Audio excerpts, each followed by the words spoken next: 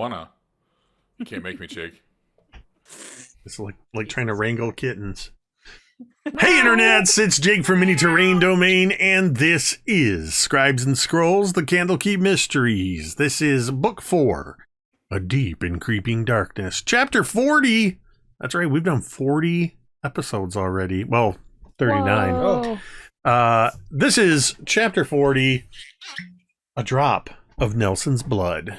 I just heard a cork. I heard somebody open whiskey. It's some, Yeah, Oh my that's God. me. Somebody's ready for this. That was perfect. Ricky, was that you? Ricky's, Yeah, that was me. Ricky's getting A drop. super immersive with the Yeah.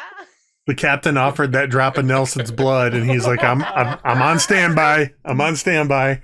Yeah. Well, in addition to being our 40th game, this is another auspicious occasion because we are welcoming our first ever guest player, Brooke. Welcome to Scribes and Scrolls. As Thank it says, you very much. you will be playing Brooke, special guest. Yes, Oh. playing myself. Much to Carrie's chagrin, we have not revealed yet whom Brooke is going to be playing. So that will be revealed within the context of the game. So you'll just have to wait a hot minute, Carrie. God, it's killing me. But yeah, we're going to do a couple quick announcements, then we'll do a recap, kind of fill things in, and then we will pick up with our Dungeons and Dragons. First up, I would like to just remind everybody to take a look up above Jordan's head there in the corner. You will see that there are 30 domain tomes, and there are 5 tiny limited edition domain tomes there as well. They're right up there. Yep, I see that. Those domain tomes are a way that you, the audience, can have an influence on the game by subscribing, gift subs, resubbing, cheering 500 bits, tipping through Ko-fi or through the regular tipping mechanisms. Every $5 will get you a domain tome, or rather get the players a domain tome. Those can be used, and Brooke, you're welcome to use those as well. Just Those come can- in, use all your domain tomes. Yes, come in and leave. use That them was all. the Use them plan. all. Yes! Those Clean cut. Those domain tomes Clean are one tome can be used to gain advantage on any die roll, 3 tomes can be used to re-roll, or 5 tomes can be used to make me re-roll. However, limited edition domain tomes I can use 1 to give myself advantage, 3 to re-roll, or 5 as a counterspell. I can make a player's reroll, DM reroll stand by spending all 5 domain tomes. That has yet to happen. To see how the whole thing works, we have some bits that have just been dropped in the chat by Carrie with that meta boost. You're there. welcome, Gary. It's just Carrie replenishing the ones she's used already, right? Exactly. So I don't want any more guff. I'll say it. So now you're up to 31. Free zone. Exactly. Next up, we have Talon and Claw is our channel sponsor. Be sure to visit the Talon and Claw shop, which you can find periodically showing up in the chat, or like it just did now. And that, when you're there, you can use code MTDClaw to get 10% off of your order and help support the stream. Another meta domain tomes. Thank you, Jordan, for gifting those subs out to the community. So raising those stakes. You know what? I'm just going to jump right into... Gary actually has a special incentive that's debuting tonight. Gary, you want to tell people about that?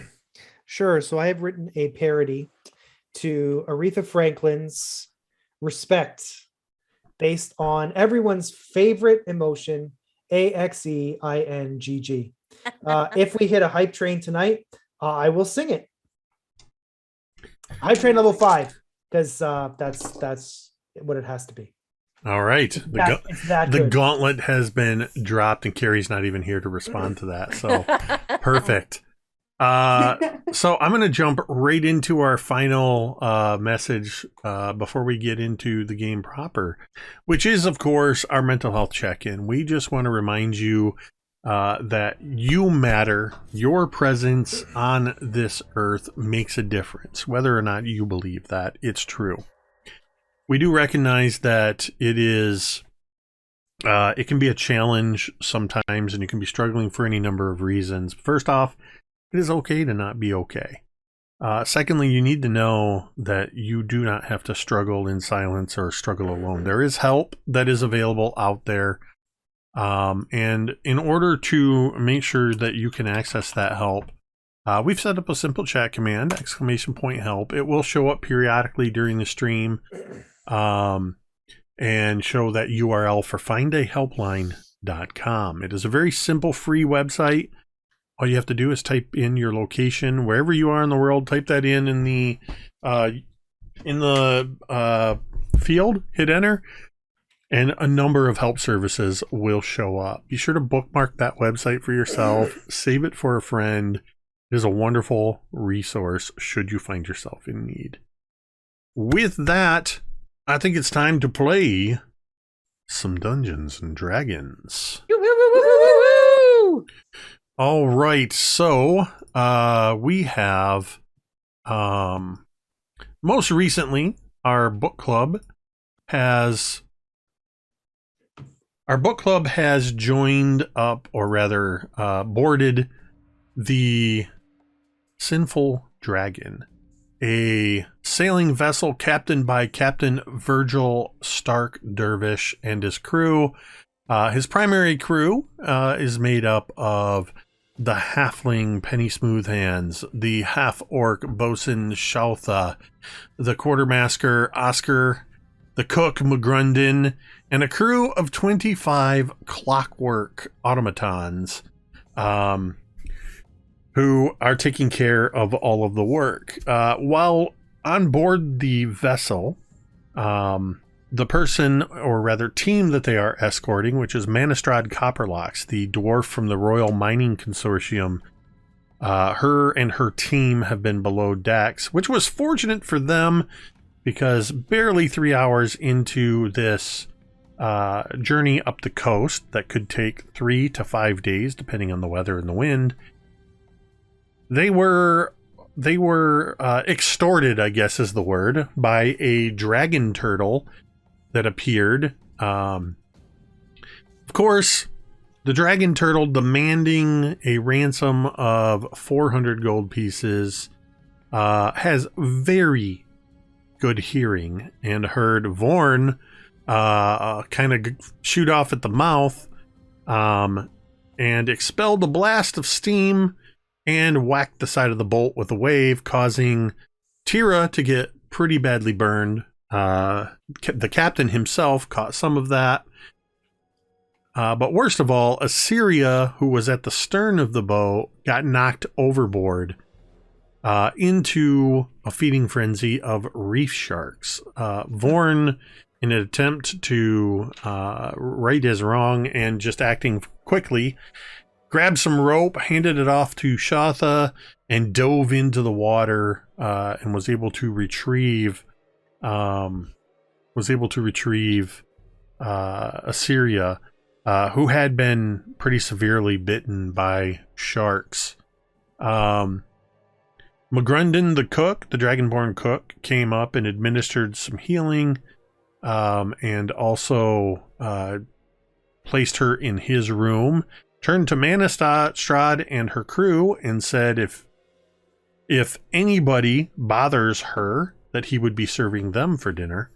What a fake badass. The captain came up, made sure that Tira was doing okay, commended Vaughn for his bravery in jumping in to save Assyria, and then promptly cold-cocked him for putting his crew in danger, which Vaughn accepted that. Didn't hurt. I was only 4 points of bludgeoning damage. You gotta be so careful. It's fine, with it's what fine, you I'm fine. say. And Might not have hurt physically, Vaughn, but we know. We know. We know. so here we are. Stop it. Everybody stop it. Here we are on Stop. board the vessel, the Sinful Dragon. The ship is well underway at this point. There is a moment where I'll add in, because Dwight, you weren't here last week. That Mejia did also go to tend to Assyria and use some prestidigitation to make sure that her clothes were free of blood and dried and cleaned, and just kind of watching over her. What would everybody be doing? Like immediately after the fight? Yeah, I mean, this is pretty much, we're going to pick up where we left off, so. Is Vaughn still on his ass from getting cocked in the face? Oh no, I never fell down. I never lost. He never fell down. He just, Oh, okay. Okay. I did like one of those Goku when Goku gets punched in the face and his face doesn't move. You know. Yeah. Yeah, exactly. Tira would just be kind of standing there, just sort of in shock after this whole thing, and still kind of hurt and sore. And she would sort of just look over at Vaughn, exhausted, and just say, "We need to talk." And Vaughn returns the look and says, "I agree. Are you okay?" And like as the steam is rolling off your body from being burned. I kind of like am looking around at my skin, and there's like blisters in a few spots, and I'm like, "Yeah, I think so. I'll be fine in a day or two." Yeah. And Vaughn quickly looks at Asira. "Are you okay?" Assyria's down in Oh, Sirius Brendan's being cabin. tended to by the Oh, tended nice to by- dragonborn man. Oh, okay. Okay. And the captain is still on deck with us, right? Yep. All right. Vaughn looks at the captain and says, "I'm sorry for putting the crew and everyone in danger, and I deserve that hit." And I know you did. That's why I hit you. Yeah. We're good. Just don't do it again.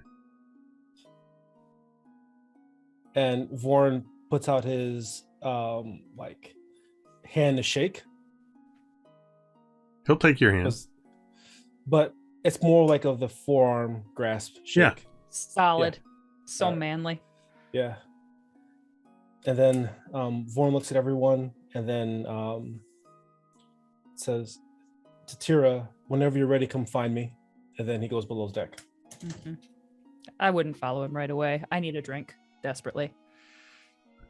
As you are heading below deck, Vaughn, Manustrad Copperlocks is actually just coming up with her survey team, and actually she stops you for a moment.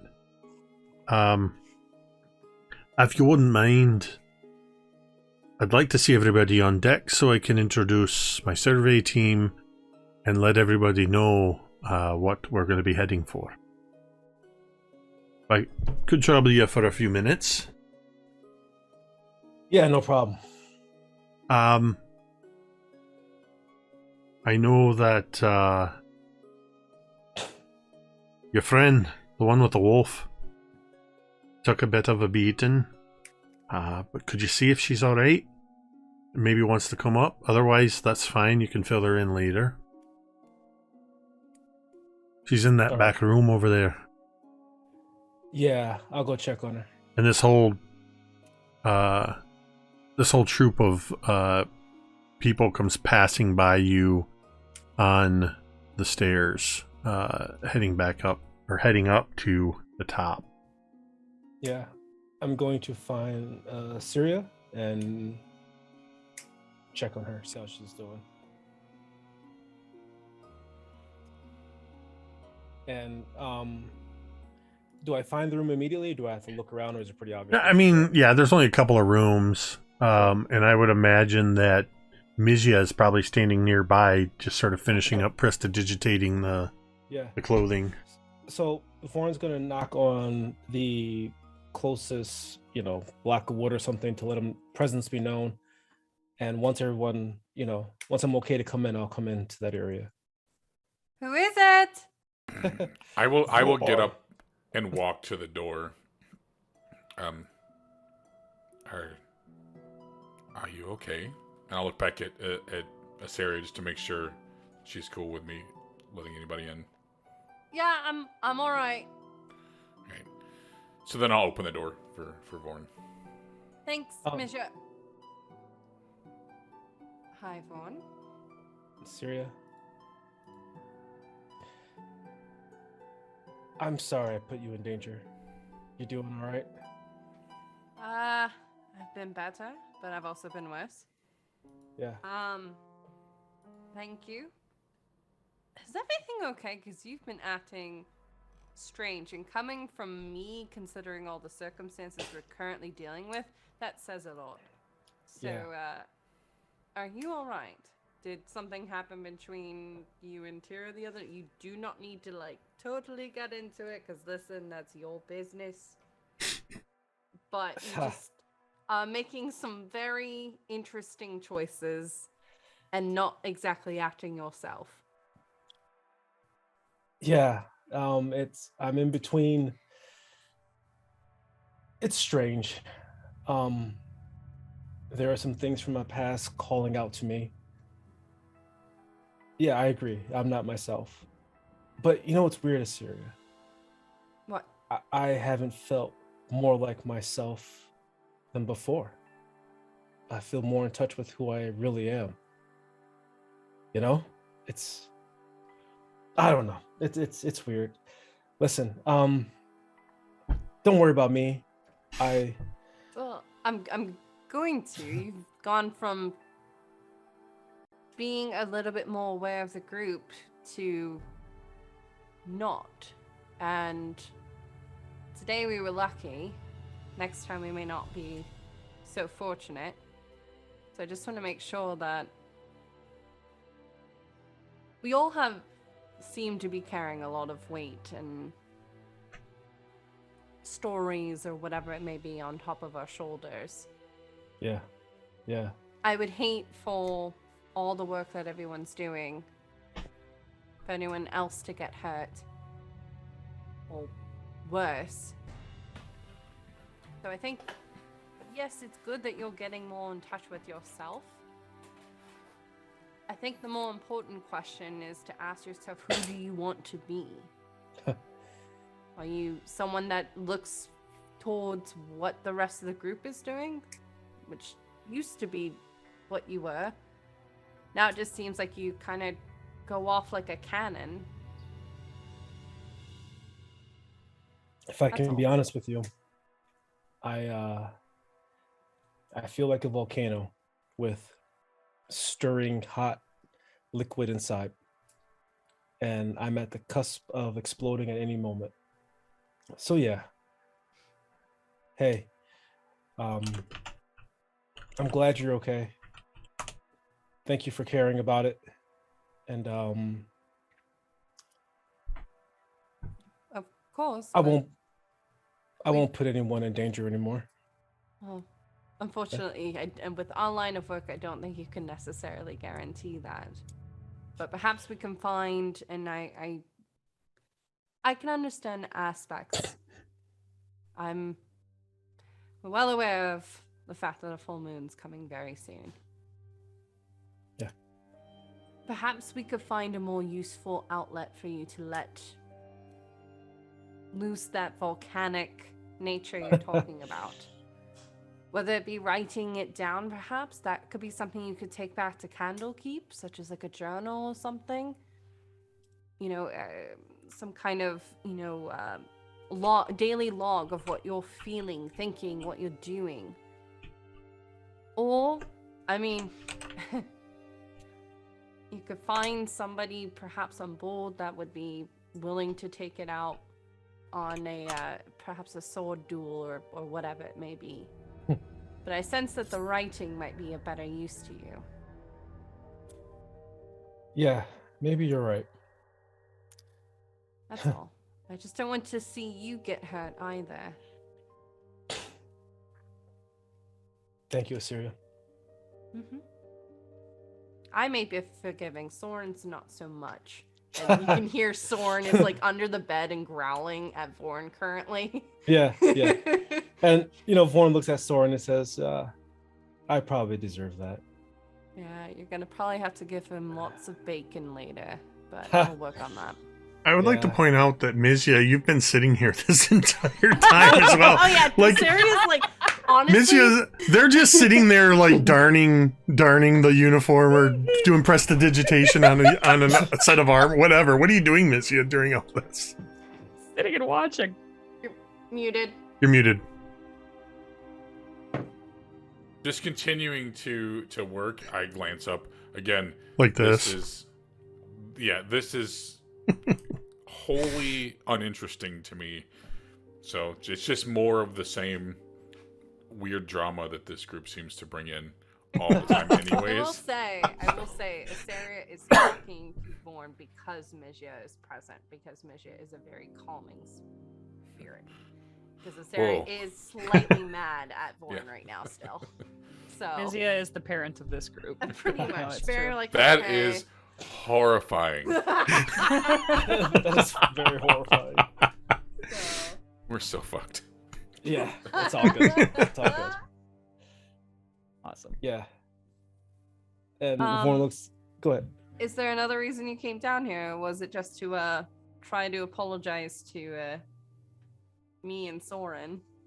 I appreciate the apology. I'll accept it, when it I was- see action. I believe action is more important than words. Wow. Ah, yeah, it was more or less a check to make sure you're okay. Good. And that's what I was checking for. Yeah, I get it. And Vaughn turns and looks at Mejia, and the surveying crew needs us above deck when you guys are ready. Alright. And then Vaughn turns around and walks up the stairs, and as he's walking up, and as he turns around and walks away, he feels slight remorse, slight guilt, but there's a voice deep inside that is like, dragons are bullies, and they have their day coming. And it whispers and it scratches at him in this like tug and pull, and he turns around and clenches like his dominant hand as he walks up the stairs. As Vaughn leaves the room, I look up at Assyria. Well, that was quite harsh. I liked it. And I'll just kind of pat your hand. You'll literally see Sarah just kind of start laughing. Well, Well, it's the truth, though. Words Oh, can only I- get you so far. quite agree. Yes, you handled it quite well. Well, I think we have you all patched up. Shall we head top deck? Perfect. Thank you, Mejia. I really do appreciate you. My pleasure, dear. And I will just turn and head upstairs. And Asteria will follow. As Mejia and Assyria and Soren come up the stairs, there is Penny Smoothhands, the halfling first mate, is standing up top on the stern by the wheel where Shatha currently has the wheel, and climbs up on top of a crate so that she can see down at everybody, and in a voice much louder than you would expect from such a small woman says, "All right, listen up, everybody. Manustrad Copperlock's our survey leader. Has some introductions she'd like to do. Manustrad, the deck is yours." And Manustrad's kind of looking at her, who was standing right next to her, like, oh, that was so loud. Manustrad Copperlocks, a well-muscled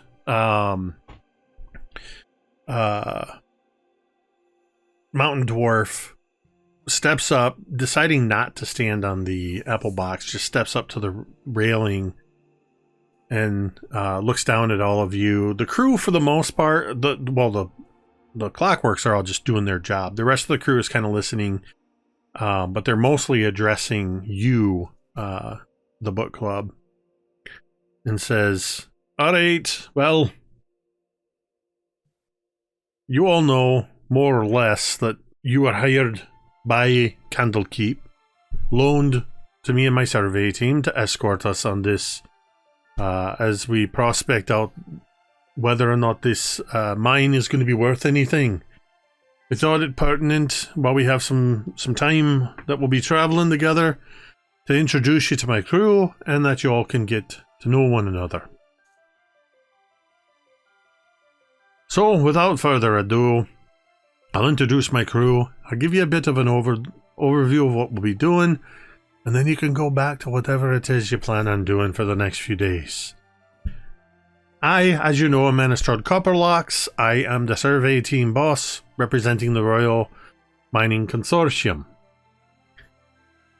This, she indicates, a halfling woman who has her hair sort of all pulled up, but it's slightly askew. There's at least 4 or 5 pencils shoved into the messy bun.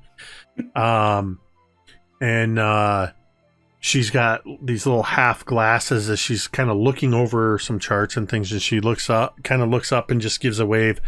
This is Rose Appleblossom, our survey team's archaeologist and historian. This, indicating a very small and very, very elderly looking woman, gnomish woman, is this is the survey team's medic, Raywin Silverthread. And Raywin Silverthread just kind of gives a weak, like she's struggling to lift her arm. There's a couple of dwarves, women dwarves, standing behind her that they're kind of like punching each other in the arm. And then they kind of realize that Manistrad's staring at them, and they just kind of like, and one of them reaches over and smacks the other one upside the back of the head. These two are Werid and Wordrid Rack and Crack. They are sisters, and they are some of the best miners that you'll find in all of Dwarven kind. And then turns to the last individual who kind of steps out from behind and next to her and says, and this is Kahlo. Kahlo, please go ahead and describe who we see. Oh, so really sort of only just getting to the group who's been standing here a little bit. Was definitely bringing up the rear. Shuffles forward in an incredible looking figure who has a beak, green skin, bronze stripes, and a gigantic shell on their back, as they are a giant turtle person. And it seems to be like an iridescent bronze and green shell. And they're dressed in like green leather breeches and a tunic with a nice like gold mantle across the top over their shoulders. They wear a miner's helmet up on their head, and their eyes are obscured by these big blue-white lensed goggles on their face. More importantly, on their back, on top of the shell, is strapped an enormous amount of stuff, as if they did not take any time to unpack below, but are just carrying every item that they brought with them. And it looks like an exorbitant amount that maybe they shouldn't even be able to carry. She's only 5'4", but she can carry quite a bit. So she's a pretty solid individual. So she has a big backpack that's bristling with stuff and and 2 sacks that are strapped to it with rope. And you can see things like scroll cases attached, maybe some dynamite sticking out, and some torches, a fishing pole. And she's walking forward slowly with a quarterstaff that has a blue-white crystal on the top. At her belt, she has a miner's pick slung and like a hempen rope hanging as well. So it's sort of an entire figure with maybe their house and everything they own stepping forward. And she would say, well, howdy y'all. I am Kahlo. I am the demolitions expert on this survey team. It's a pleasure to meet all of you.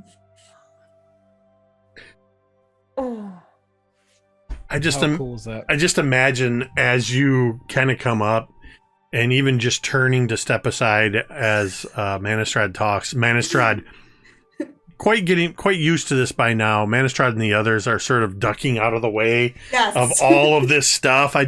In addition to the things you described sticking, I see like lanterns and things that are just sort of, I do have a lantern hanging. I have a lot of stuff. just stuff is, plus the motion of the ship, which is pretty calm right now. There's a lot of things jingling and swaying on your back. I hear you're all the reason that the ship went all cattywampus back there a little while ago. I turned to Assyria. I was not expecting them to sound like that.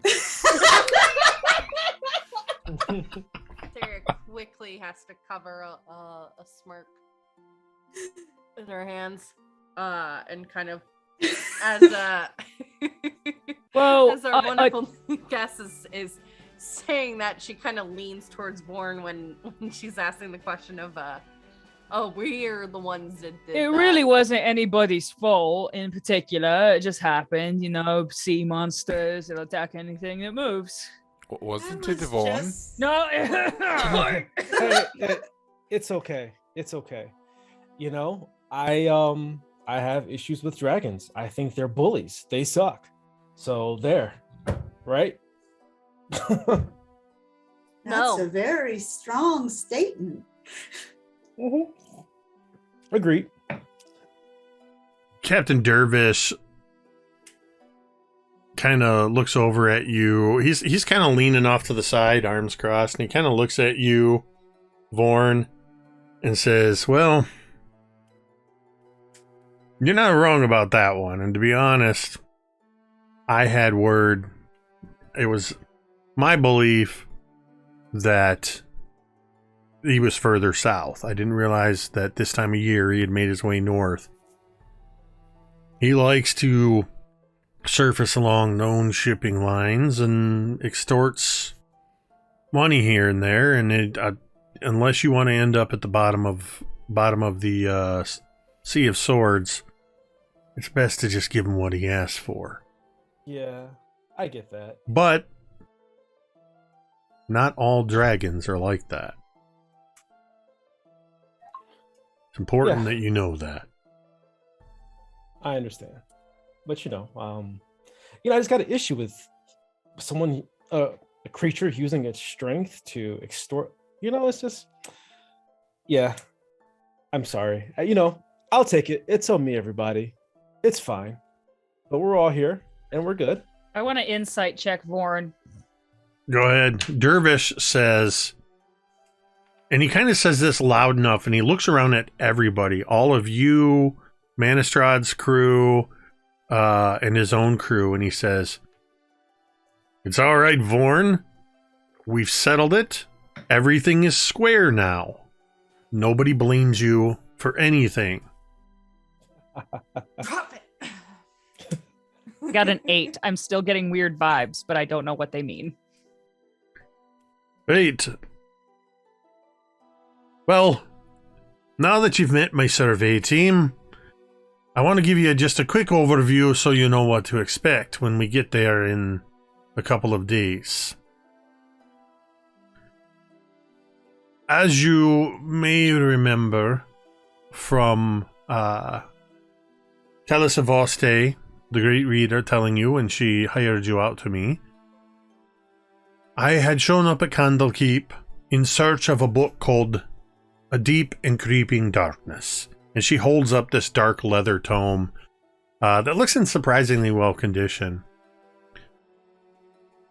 My research had led me to believe that there was this particular book at the library, and I was very thankful that it was there. And she looks over at Rose Apple Blossom and says, Rose, did you want to tell everybody the history of what we're looking for? And there's this moment of hesitation, pause, or whatever, and anybody looking would see that Rose is just head buried in some notes, flipping through some pages, and just kind of does that like a kid being called on in class, realizing that their name is called and everybody's waiting on them. Right, sorry. Yes, that would be me. Yes, the Book of Deep and Creeping Darkness tells the tale of a mountain village. The residents went missing over the course of several months. The book is very poorly written. It appears to be as if it was somebody who fancied themselves a bard of some sort, but they were in no way an educated writer. They collected vignettes of stories from first-person accounts, survivors, traveling merchants, as well as second-hand accounts of residents in the nearby settlements. It's very difficult to discern what is fictional, folklore, history, but we've been able to suss out the heart of this. Lies in the town called Vermeulen. It was established in the location of the Troll Hill Mountains when a vein of platinum was discovered in the mountain. For a good decade, they did a lot of valuable work pulling the ore out of the earth and refining the metal. But because of the rough mountains, the harsh climate, trolls, the village never really got that big. Traveling merchants would come through every week or two, but then they would leave. The nearest settlement was 3 days' ride down the mountainside, in a place called Mirin. There's a couple of people that are mentioned in here. Most notable is that about 70 years ago, there was an explosion in the platinum mine, and the tunnels collapsed. Workers were buried under tons of rubble. 60 miners were trapped that day. Over 30 of them died in the initial collapse, and the instability of the tunnels made rescue of the others slow and dangerous. The miners who survived the collapse were trapped for days or weeks even before they were rescued, or they perished in the deep alone and terrified. Of those 60 miners, only 16 came out alive. 11 were never found. As if that wasn't bad enough, in the wake of that catastrophe, people started disappearing. Survivors, all of them. Not all at once, one or two would vanish on a single night. Then a 10-day might pass before the next disappearance. These unexplained disappearances terrified the remaining miners.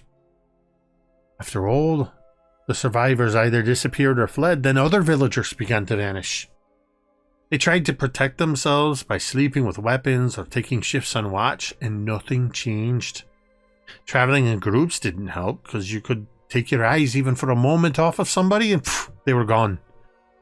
And with no one willing to keep the mine open and the disappearances making people think that Vermeulen was cursed, merchants and other travelers stopped visiting the village.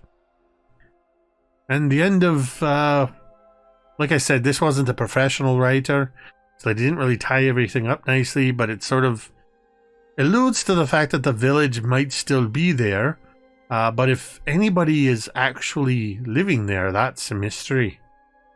And there's a lot of speculation about it, but we know two things from this.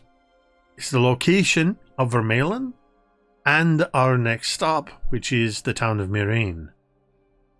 There's word that there could possibly even be survivors or people that were in Vermeulen at the time in Mirain. And then she just suddenly looks down, grabs one of the pencils out, and just begins scribbling notes again, and turns and walks away. Kahlo, you would know this as pretty common for Rose. She said her piece and she's done. She's moving elsewhere. I kind of like have palms upturned and I'm looking at the rest of the crew with Manustrad, and specifically at Kahlo. I'm like, is that it? Well, you know as much as we know now. When we get to the Whispering Waters River, the captain will drop us off and we'll take a smaller boat up the river to Mirain. Then up into the mountains. You'll keep watch while we determine, my survey team and I determines whether there's anything worth salvaging there. Should be some pretty easy money, if you ask me. Anyway, that's all I had for you. I kind of look concerned at Vaughn and then back, and I'm like, thank you. And I kind of like look and nod at the others, and I look at Kahlo, and I'm like, it's nice to meet you. It's very nice to meet you. What were your names? I only got the one. I'm assuming Vaughn is the one you got, right? That's the one. I'm the popular one, that's why. And Vaughn kind of says that irreverently. Tira smiles, but tries to not let him notice. I'm Tira, the sun-maned. Saria, and this is Soren. She'll gesture down to the black wolf that's kind of probably sleeping at this point on the boat. Oh, this is Boomer. And she'll reach up and like poke at her sack, and a tiny turtle, like a regular sized turtle, will poke out of the sack. The head kind of looking around. He's adorable. What about you folks? Looks at Mejia and Duck. Doc, introduce yourself. That's Am I the only one that she looks a lot like that creature that almost sank the boat? Oh, Doc. What is he talking about? The large turtle that nearly sank the boat. It wasn't a Looks turtle, a lot Doc. like It was you. That wasn't a turtle.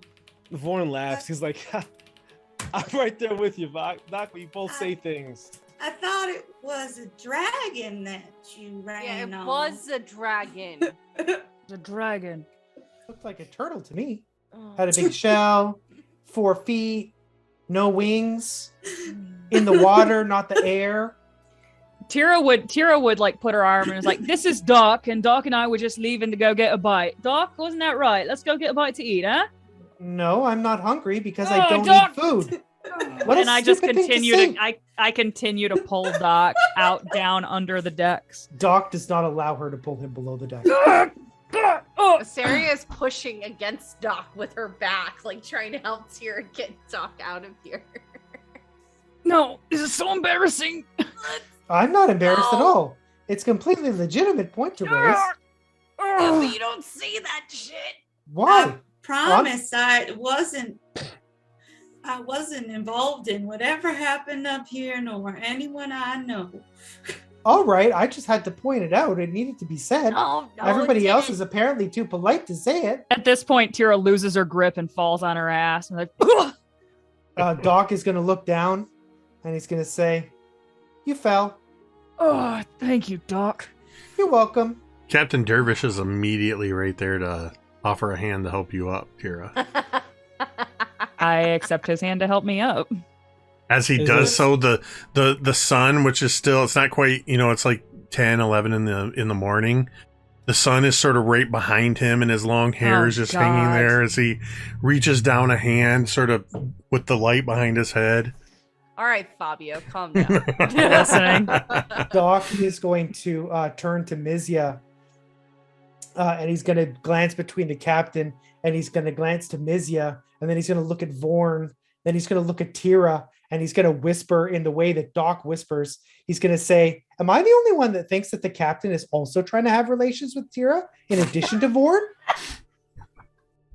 This is the moment that Mejia, I slam my book shut that I've been reading through this whole speech, and I'm like, wait, another one? Yes, it seems clear that the captain is trying to have relations with Tira. Obviously, Oh. we know that Vaughn is trying to have relations. I'm with gonna go Tira. get a bite to eat. And I Tira, head you down should below choose the deck. captain. He's much more handsome. I than head Vaughn. below decks before any of this conversation happens. He hardly seems Carrie- old enough to be thinking about settling down. Mejia, roll for emotional damage. But not Uh, emotional damage. Doc is going to look to the left and the right, and then he's going to look at Kahlo and is going to say, "Who said anything about settling down? We're just here talking about relations." Oh no. God. Well, I haven't been introduced to your other friend yet. Oh, yes, sorry, I wasn't really paying attention, but my name is Mejia. They can't see. I tend to be the grumpy one. At least you know that. Yes, I've had a few years to get used to the concept. I see.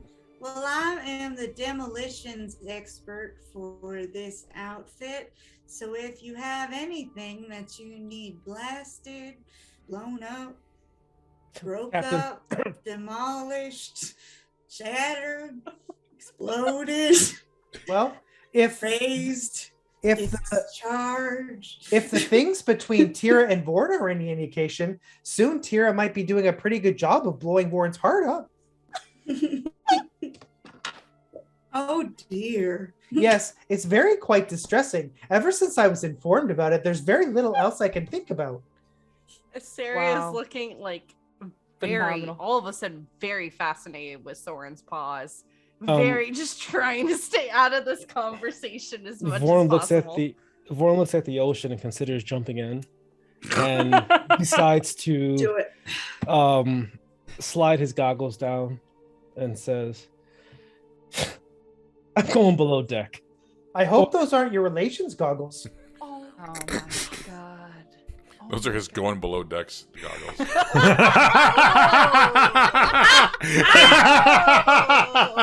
No. Phenomenal. Yes. Yes. Wink, wink, nudge, nudge. Oh my god. That's great. Um, Ugh. Vaughn is, as he's walking below deck, just I gotta roll. I'm gonna roll willpower, and I'm gonna see whatever I plan to do happens real quick, if that's okay. Yep. Roll with advantage. We got 35 tomes. Nah, Vaughn is not trying to be in control. Let's Letting see. fate take its course. I understand. Yeah, I'm gonna let fate take its course. Jake, what's the closest thing to willpower? Am I missing it here? Wisdom. Wisdom. Wisdom Okay, that save. works. Yeah. All right, that passes. I got an 18 on that. All right. Vaughn goes, "It's all good. We all know Tira can help herself up when she needs to be. And yeah, below deck goggles, relationship goggles, it doesn't matter." And Vaughn just walks below deck and turns around. He was going to do an orc shout and scream. That would have been awful, but he decided Wow. not to. Phenomenal. What willpower? Well, Mhm. I think that is a good point to do sort of as Vaughn heads downstairs, we do sort of a transition to that evening. It's been pretty smooth sailing at this point. I already had you all roll for this first day's travel last week. So The wind is decent. The sky is clear. A few clouds here and there. The sails are full, and the ship is moving at a pretty decent clip. You can still see in the distance. You can make out the coastline off the starboard side of the ship.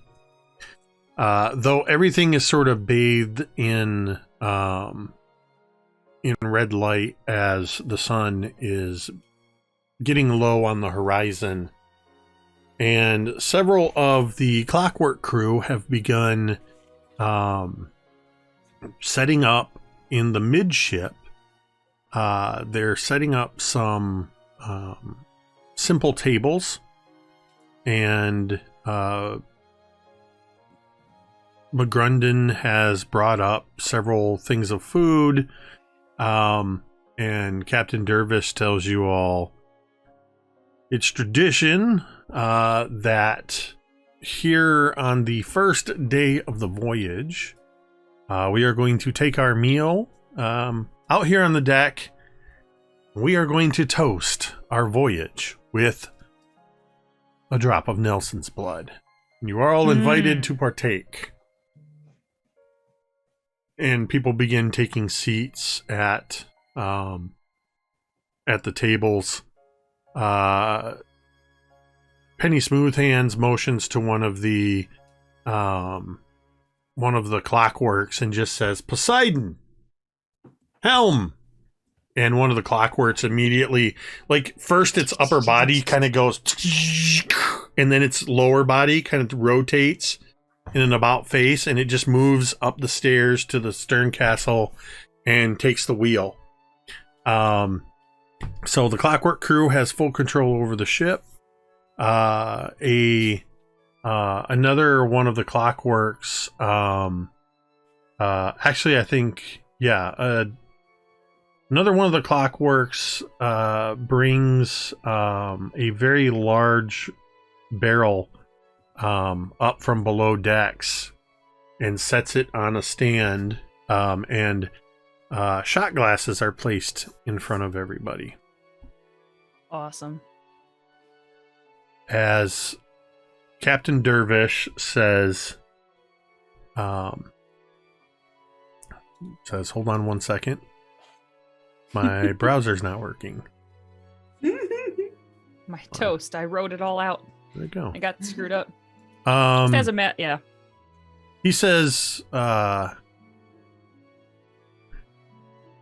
I said, it is a tradition that we will toast with a drop of Nelson's blood on the ship here. Now, be warned that if the legends are to be believed, a drop of Nelson's blood comes with it the same kind of warning that would come if we were to serve you pufferfish. That there is the potential that you might not be able to handle this potent liquor very well. The choice to drink is entirely your own. We, as the crew, do it as a tradition that you are invited to be a part of. You do not need to follow suit if you don't think you can handle it. He kind of looks at you, Vaughn, as he says that. Think through this entire speech, like every time he pauses, Mejia reaches for the shot glass in front of them, but then like pulls their hand. The shot glass is currently empty at the moment. Oh. So you can reach for it all you want. And Go ahead. Does Vaughn picks up on the captain, kind of implying that I don't have the mustard to take this liquor on. I'm looking uncomfortably back and forth between the captain and Vaughn. It wasn't veiled in any way. He Okay. looked directly at you as he said that.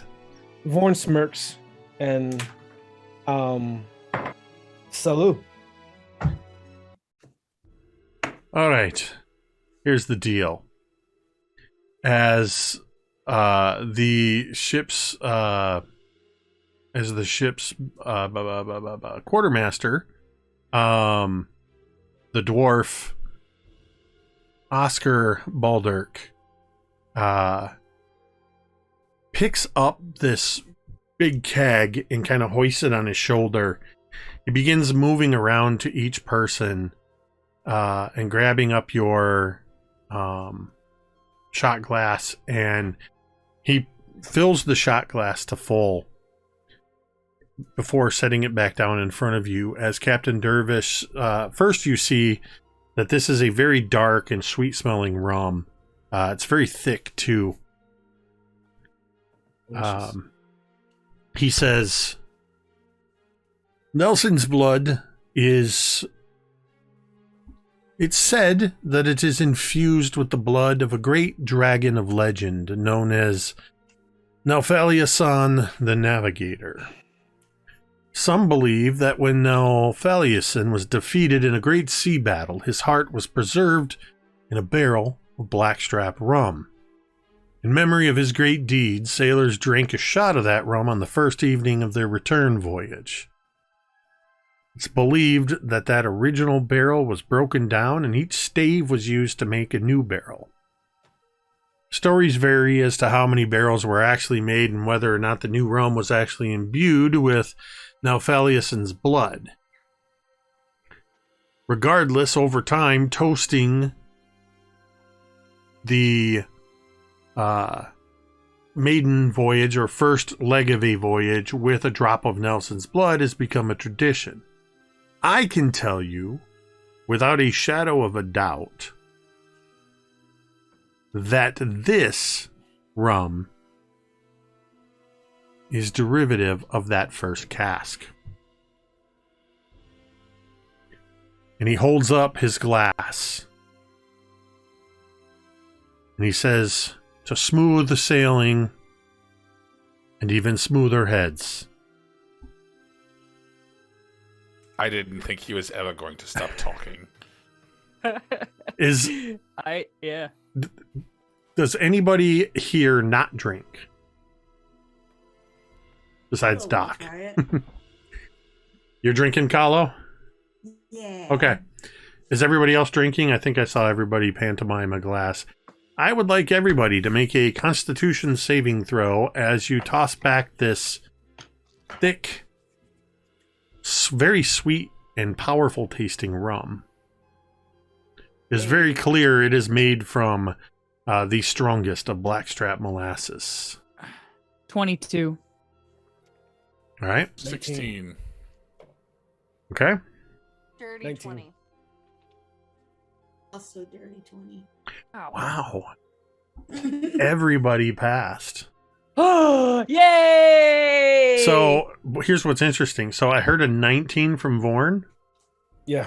I heard a dirty 20 from Kahlo. A 22 from Tira. Yeah. A dirty 20 from Assyria, I believe. Yep. Yeet. And Mejia got a 16. All of you get 10 temporary hit points as the liquid warms your insides. You also are under the effects of a bless spell for the next 24 hours. Nice. That means that every time you roll dice for attacks, saving throws, checks, all that stuff, you will be adding 1d4 to your roll. That's awesome. Everybody but Y'all. Mejia and Vaughn, so the three of you, you also passed your save by more than 5. I would like each of you to roll a d4 a d12, not a d4. And as we get your results, I will have a prompt for you.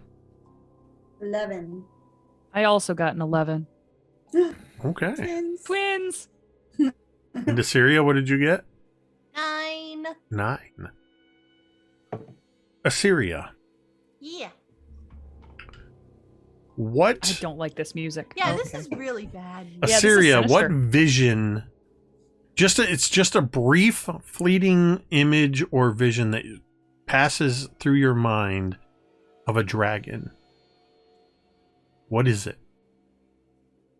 Oh my god. Like, what does Assyria think of when she thinks of a dragon? She remembers, honestly, a book that her brother had when they were growing up, and there was an illustration of a dragon in it. A very large green dragon. Probably in D&D terms, it would probably be an ancient dragon, but that's what comes to mind, and it's wrecking a city. Do you say anything? No. Oh. I mean, not about the vision, but do you say anything at all? No. Okay. She'll just kick it back and just sit back in her seat, kind of Trying to be like, Trying oh, to- that is smooth. trying to relax. In the- Honestly, she's literally grasping on anything to take off, like, her mind off of the next couple of days. So As- she's just trying to relax. As this vision kind of surfaces, you see the image, the illustration of this ancient green dragon rotate its head towards you. It opens its mouth, and it says in a booming voice, Assyria. Okay. Assyria, for the next 10 days, as a bonus action, you can make your voice audible up to 300 feet away for 1 minute. You can do this a number of times equal to your proficiency bonus, as you have been imbued with the dragon's voice. I can That's Fusruda. awesome. I can Fusruda. Basically, yes. Fusruda. It's happened. Fusruda. Fusruda.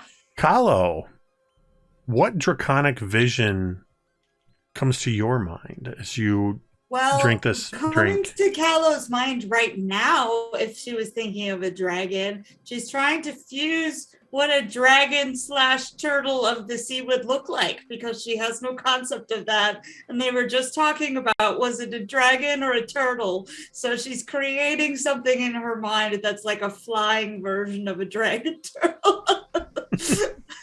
I just imagine in Kahlo's mind, as you're trying to reconcile this, what you see is Boomer grow immensely. Like Boomer my gets turtle. immensely large and has these dragon wings sprout from his shell. Yep. And you see in this vision that sort of like in Fight Club when the penguin turns to him and says, "Slide."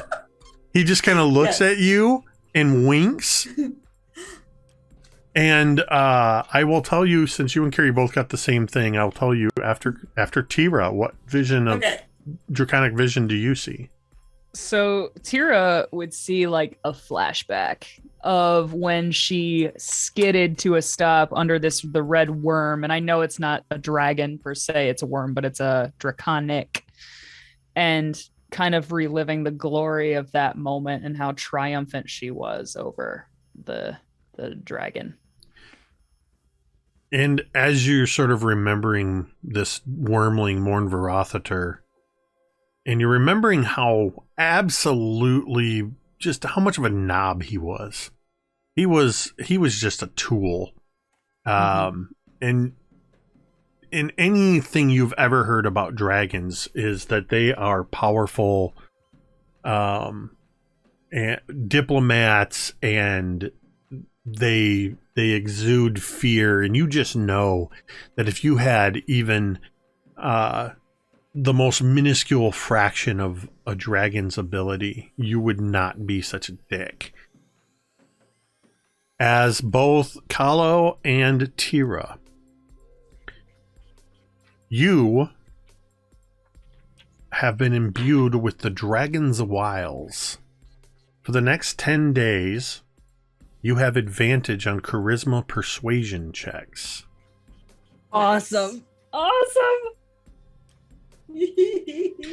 And I just imagine there's this moment as everybody's sort of actually, you know what? I want to do a couple of quick rolls for the rest of the survey team, because I want to see if anybody has an adverse reaction to this. Somebody's freaking out, man. I'm freaking out, I mean, man. the good stuff's real good, so I'm worried about Penny what's on the Penny other end. Smooth Hands downs it just fine. Captain Dervish takes a swig of it and barely makes a face. Shotha, oh no.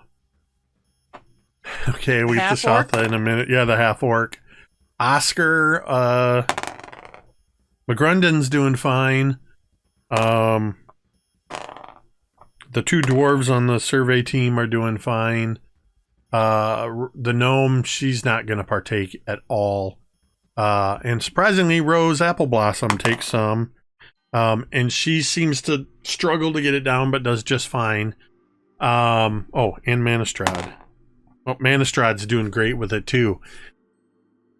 Penny Smooth Hands, Shotha and Oscar, Shotha and Oscar, rather. You see the two of them as they throw back their shots. They kind of look around at everybody, and then, it had to happen eventually. And you see them both grab at their guts and collapse. They both take poison damage and are poisoned for the next 24 hours. I actually, oh dear. in fact, because Shotha rolled a 2. She failed by more than 5. Shotha goes, not like this, and looks over at Vaughn.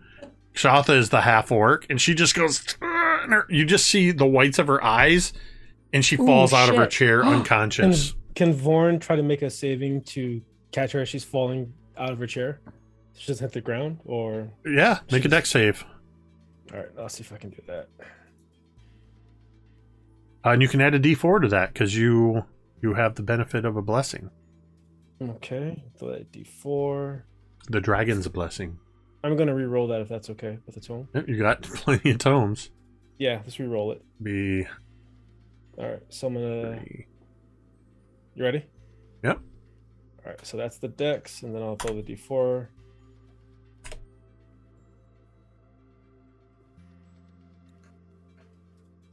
So that's gonna be a 14. Yeah, you managed to suddenly reach out and just kind of grab hold of her as she falls out of her chair. She's out cold.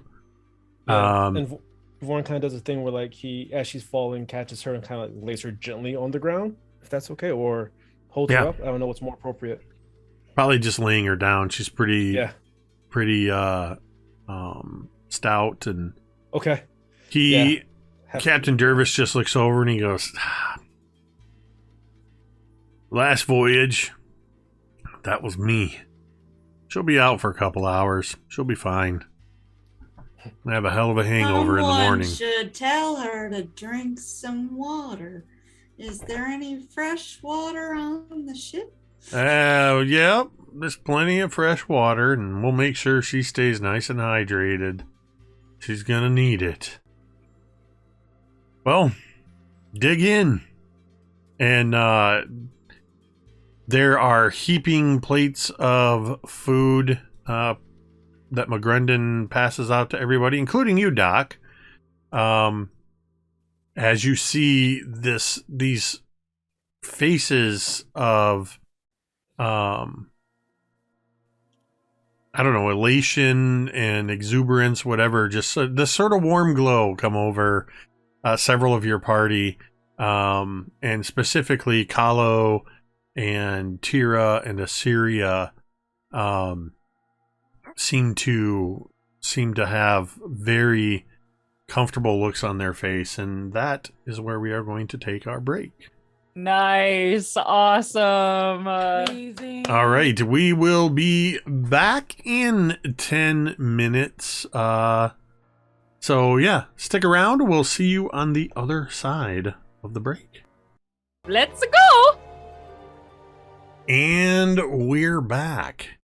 So the first thing I'm going to do is just a little meta. And Brooke, you're going to get on this too. is I need 3 people, and I want Brooke to be one of them for this first roll. I need 3 d20 rolls for the second day. Dibs. So just shout your answer. Again, 11. 14. All right, I'll roll then. Ruckus. 18. Wow, these rolls are amazing. Thank Okay, God you well, rolled just 18 for the hold weather. on, because we're gonna see what that actually means. Yeah, that doesn't necessarily mean it's good. So we got an 11. Just let me have it. So No. the temperature on day 2, the temperature is pretty normal for springtime. A little chilly on the sea. The wind is pretty decent as well. But it is going to start raining heavily on the second day. Ugh. I like it. Yeah, you're just sitting there. So I need 3 more d20 rolls, and I want Gary and Dwight to be 2 of these. I guess that'd be Oh, Gary, it's gotta Dwight, be. and Jordan on this one. Yeah.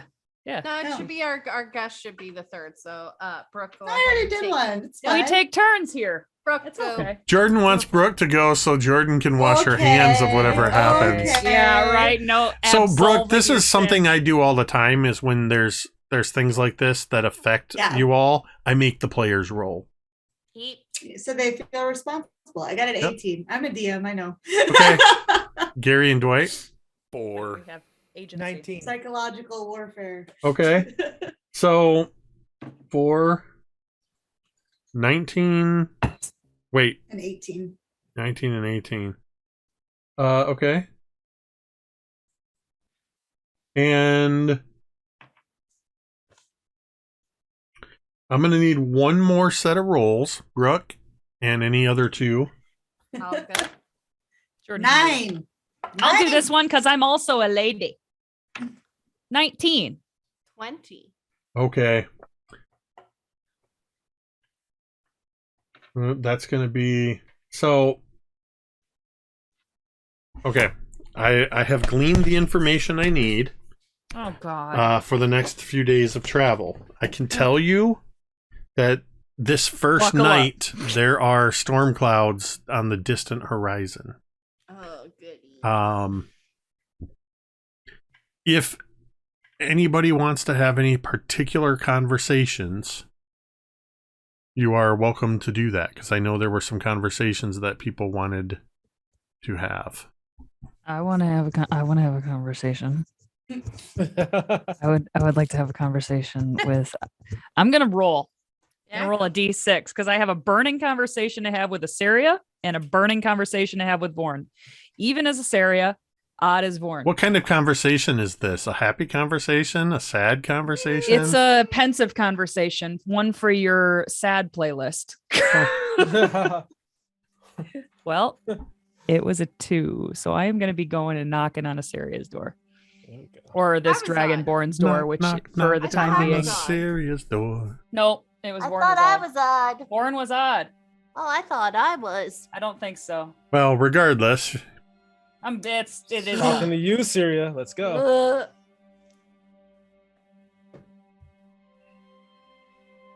I would, knock, knock, knock. Who is it? It's Tira. You don't hear. Honestly, Saria. she probably falls out of bed. You okay? Yeah, I'm just a little bit sore. And she'll kind of rummage over to the door and open it. And when you open it, you would see Tira actually has her sword in her hand. Whoa. And she would no, don't be nervous. It's a custom. And I would like hold it up, and you would notice Tira has one hand on the handle and then one hand on like the blade with her hands over top. She said, "I came to talk. And in my tribe, when we wanted to talk and clear the air, you put a weapon down between you. It's a sign that you're open to conversation." Oh. Can I come in? And she's kind of just staring at the sword, but she'll let Tira in. I would come in and I would sort of like This cabin, I'm sure, is not very big, but I would find a spot where I could like kind of sit, and I would sit, and you would see like, Tira would sit like cross-legged, and put her sword like in her lap, and just sort of have her hands on top of it, and kind of like look up and wait for Asaria to do the same. She will. You see, she like for a moment starts to go towards the bed. But decides better of it and kind of settles against the wall, kind of leaning, arms crossed. She's open. It doesn't look like she's pissed. If at anything, she kind of looks a little surprised and a little bit wary. Like she's not exactly sure what's going on. And Tira looks sad, but understanding that Asaria wouldn't reciprocate this custom. And she would just sort of like take a deep breath and is like, well, how are you feeling with your wounds? And, we've been at sea for 2 days, 2 of the 5. All right, I guess. Still the first day. But it feels like one of the 5. It feels like a lot longer. Honestly, time is a weird soup. Yeah, it's just still a bit on edge. I'd rather have my bearings on land than sea. So, but otherwise I'm fine. I know you took some damage too. Are you doing all right? I'm doing all right. Good. Asaria, I wanted to talk to you more or less about Cain. And that whole thing, kinda. Sure. Soren, why don't you go find Mejia for a bit? And okay, Mejia's great. Soren kind of gets up, takes a couple steps, and stops at the sword on the floor, and just kind of cocks his head back at you. It's all right. And then looks over at you, Tira, and for just a moment, his ears sort of lay back a little bit. And he doesn't growl, but you just see where the lip sort of curls, and you see the rows of teeth. And then he pushes the door open and heads off elsewhere in the ship. It'll be bacon time later, I promise. Tira tries not to show it, but for a half a second, she's afraid. She's afraid of Soren for just a second. He's not as open to conversation. Yeah, sure. Asaria, I'm sorry for whatever Cain did to you. But I can't hate him for it. He's my brother. And I don't know how else to get around it, Asaria. I don't know whose side to be on. You're my friend, he's my family. Well, first off, you shouldn't be apologizing for actions he made. He was the one that made that decision. He was the one that made that decision to try to kill Soren and take me as prisoner. Now, I do owe you an apology because I did kill him by all intents and purposes. So I do apologize for that, but at the same time, like, my life and Soren's life was on the line. I would have fully expected, had the situation been the opposite, had that been my brother and your life was on the line, that you would have done everything you needed to do. Just because he's family doesn't excuse him from being an asshole. He's still an asshole, regardless of what he's lying to. And he may be your brother, but Tira, ask yourself this. Is he your brother in name, or is he your brother and more so? Is he still that little boy that you knew? Because then you have to decide how you're going to answer for him. You can still be there for your brother without making excuses and... Listen, my brother was a dick too, so I get it. I'm not gonna ever ask you for you to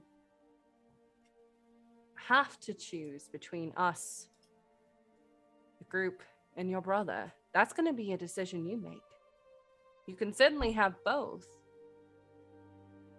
And I kind of stop Assyria at that point. Can I? Well, that's up to you to decide. But I think how you handle it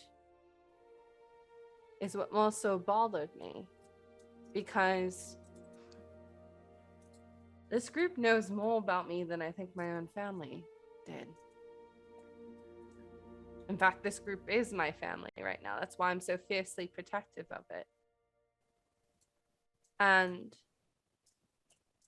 you didn't give us what we, all intents and purposes, needed. Time.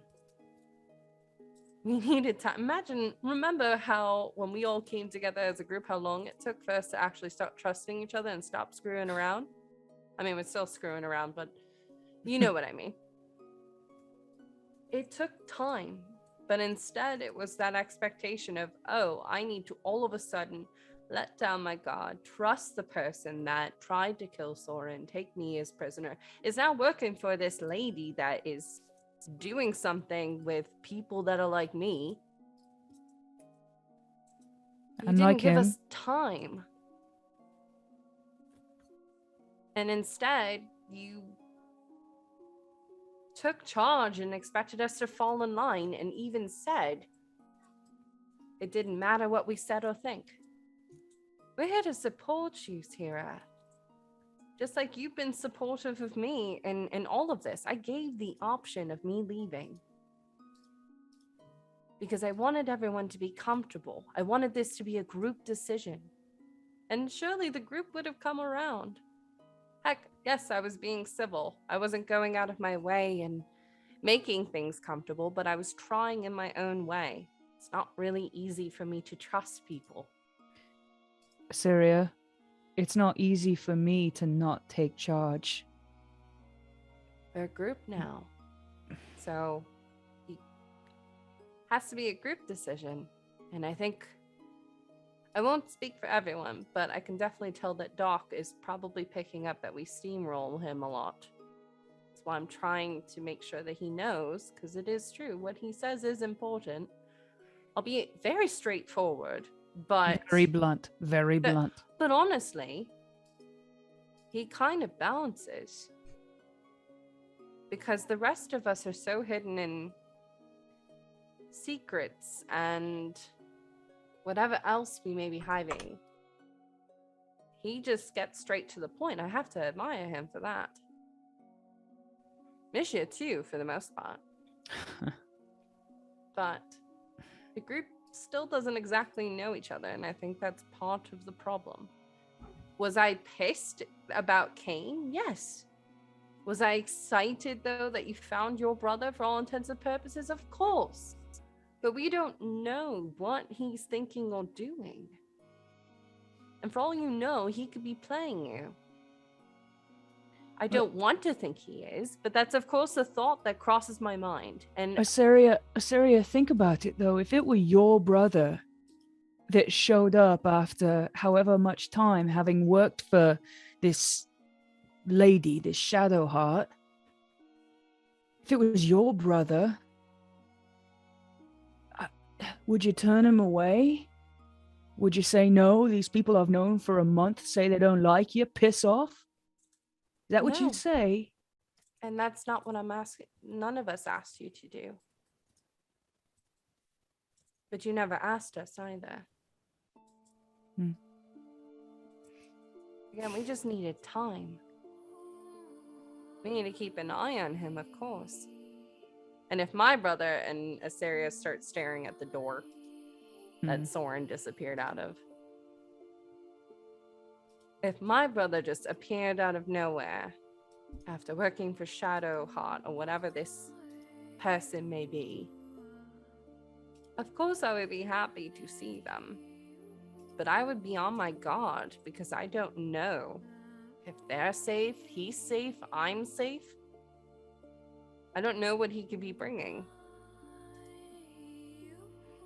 And for all I know, he could be coming back here as a weapon.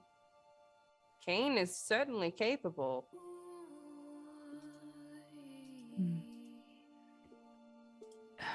And I would nod. And I would just say, I should have gotten your input. And that wasn't fair. And Asaria, since we're being honest, I wanted to hate you real bad. Mm-hmm. For making Kane leave. But Kane's a grown man now. And if he wanted to leave, I couldn't stop him, and nobody else could make him. If he wanted to stay, nobody else could have made him leave. So he wanted to go, and he went, and it wasn't your fault. And so, and I would kind of stand up at that time, and I'm like, so I'm sorry. I'm sorry too. And for a second, Tira's face, she kind of looks like she might get like emotional, and she would almost a little too hard, like get real close to Asaria, and then like she would put her forehead on Asaria's forehead, probably a little too hard. Ow. And she just like, we are family, Asaria. Mm-hmm. And that means we're gonna fight and probably hate each other at times. I'm not particularly happy at Vaughn right now. But I want you to be happy, Tira. Believe it or not. At the end of the day, I want everyone to be happy.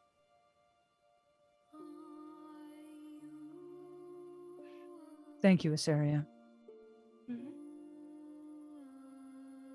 And I would stand back and I put my hand on her shoulder. I'm like, feel better. Sleep good. Before Tira walks away, Asaria will kind of hang on to Tira's hand for a moment and then kind of using all of her dexterous ability, move in for a very quick hug. Oh. Literally, like, and she's probably just stood and then let go immediately. Like, it's the span of like half a second. Tira would kind of like laugh and just shake her head, and I would nod. Like, sleep good, Asaria. You too. And I would leave. And Asaria will whistle for Soren to come back and have all the bacon ready for him. Asaria, as Tira picks up her sword off the floor and heads out of the room, make me a wisdom saving throw. Oh no. Oh God. Okay, 14.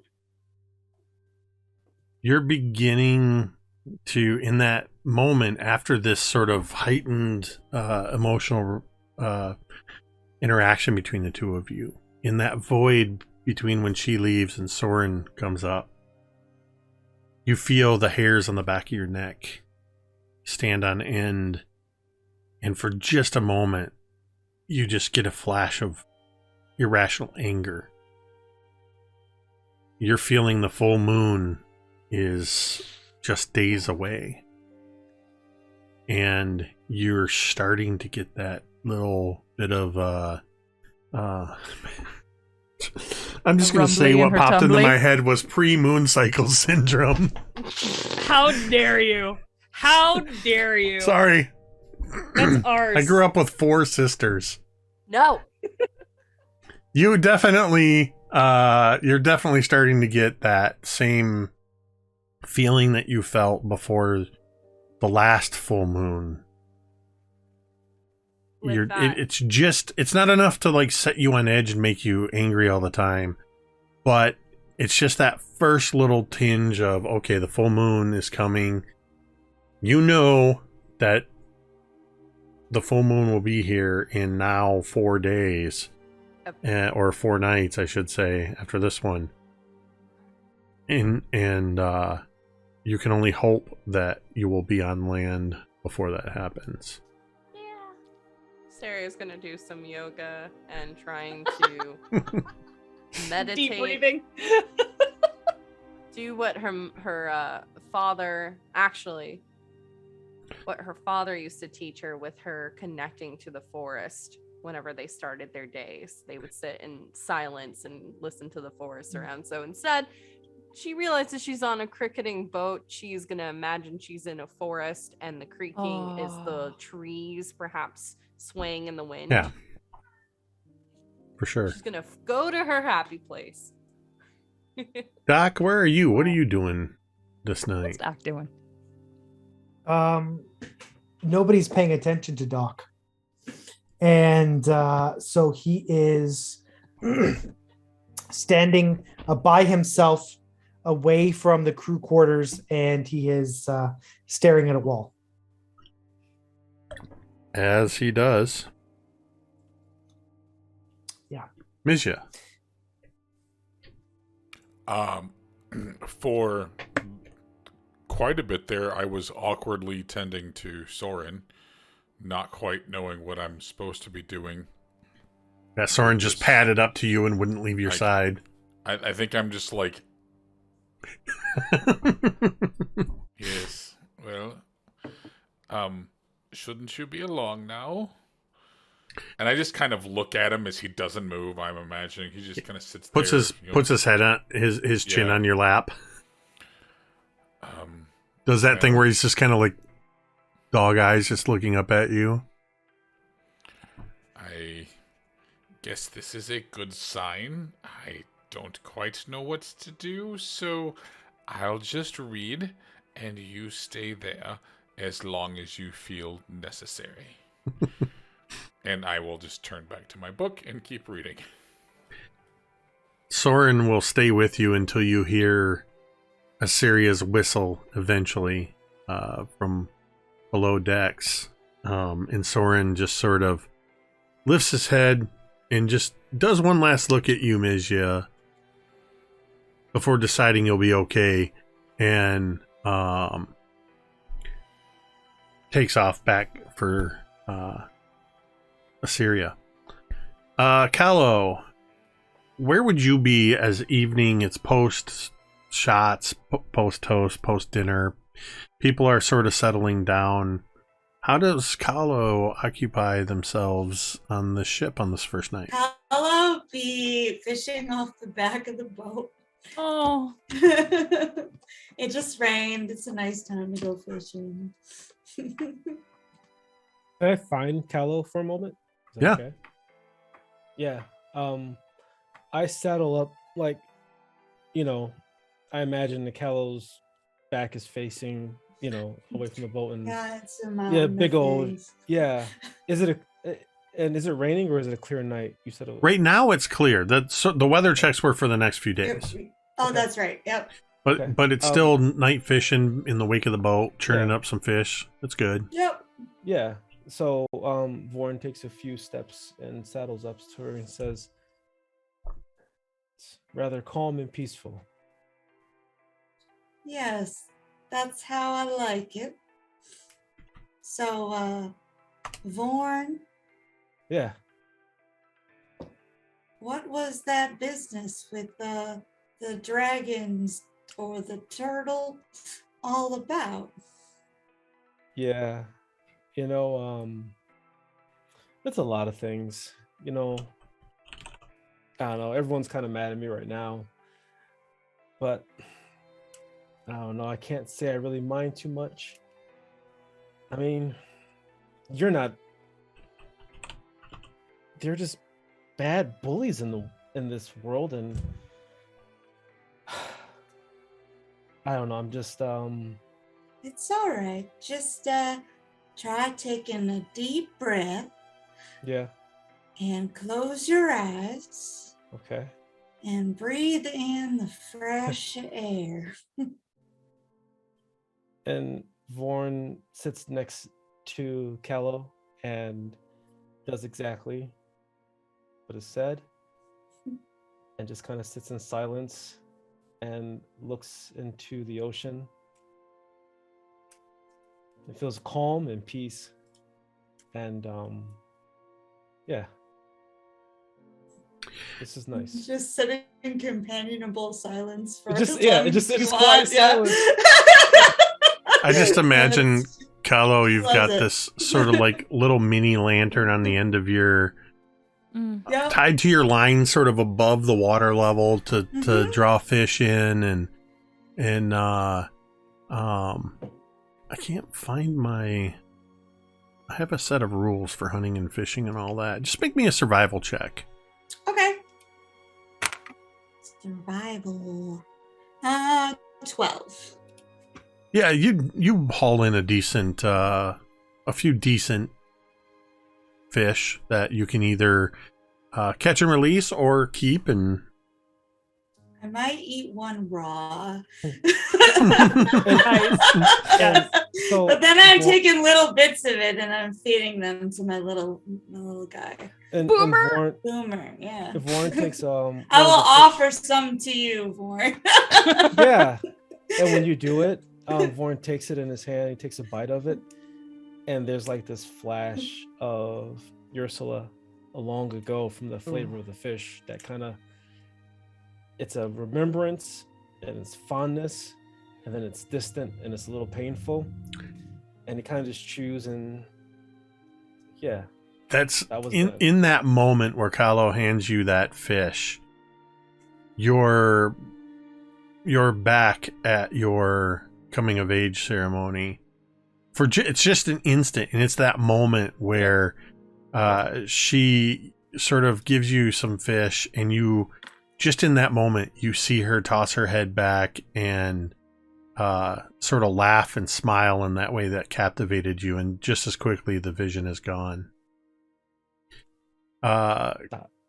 Kahlo, as you're fishing, you see along the horizon, growing closer, you hear the distant sort of rumble of thunder, that kind of deep, low rumble of a storm off in the distance. And you can see the occasional flicker of the clouds being silhouetted by lightning many miles offshore. I always like storms. Do you like storms? and Vaughn goes, I do. Can you feel it? The energy? Yeah, it's like it's in the air. It is. I think isn't I it? know what you mean. Cut to, smash cut to 2 days later. It is absolutely, Everyone's just miserable. it is absolutely a It's downpour. It is 100% a downpour. It's like somebody's like, I hate storms. So remember those weather rolls I had you all do? Yeah. Yes. And Yes. remember, Ricky, when you were so happy with your high rolls? As always. That is why there is now a storm that you are Oh all my caught in. God. Oh my So God. it We is- just named this episode Blame Vaughn. It is a couple days later, and the sails are whipping. The crew is fiercely, these automatons are fiercely trying to raise the sheets so they don't tear the mast down. The captain is it's all hands on deck. I would like everybody to either help, or if you decide that you would take shelter below decks, you will roll instead for members of the crew for how the storm is handled. So everybody is going to roll either for themselves or for a crew member, and this is going to determine how well the sinful dragon fares during this storm. Oh goody. I would be helping on deck. I could not have planned that better, Brooke and Ricky. You're like, That was you like awesome. storms? I like funny, storms. I'm dude. like, oh, this is perfect. I like storms. Cut to, I just imagine an instant cut. It's the same shot framed with Kahlo and Vaughn, but they're now completely drenched. It's like,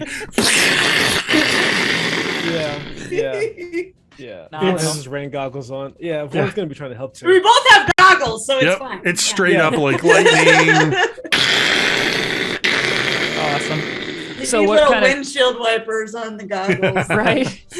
So the way this is going to work is this is basically a strong storm because we had 3 consecutive days of building up of high winds and heavy rains.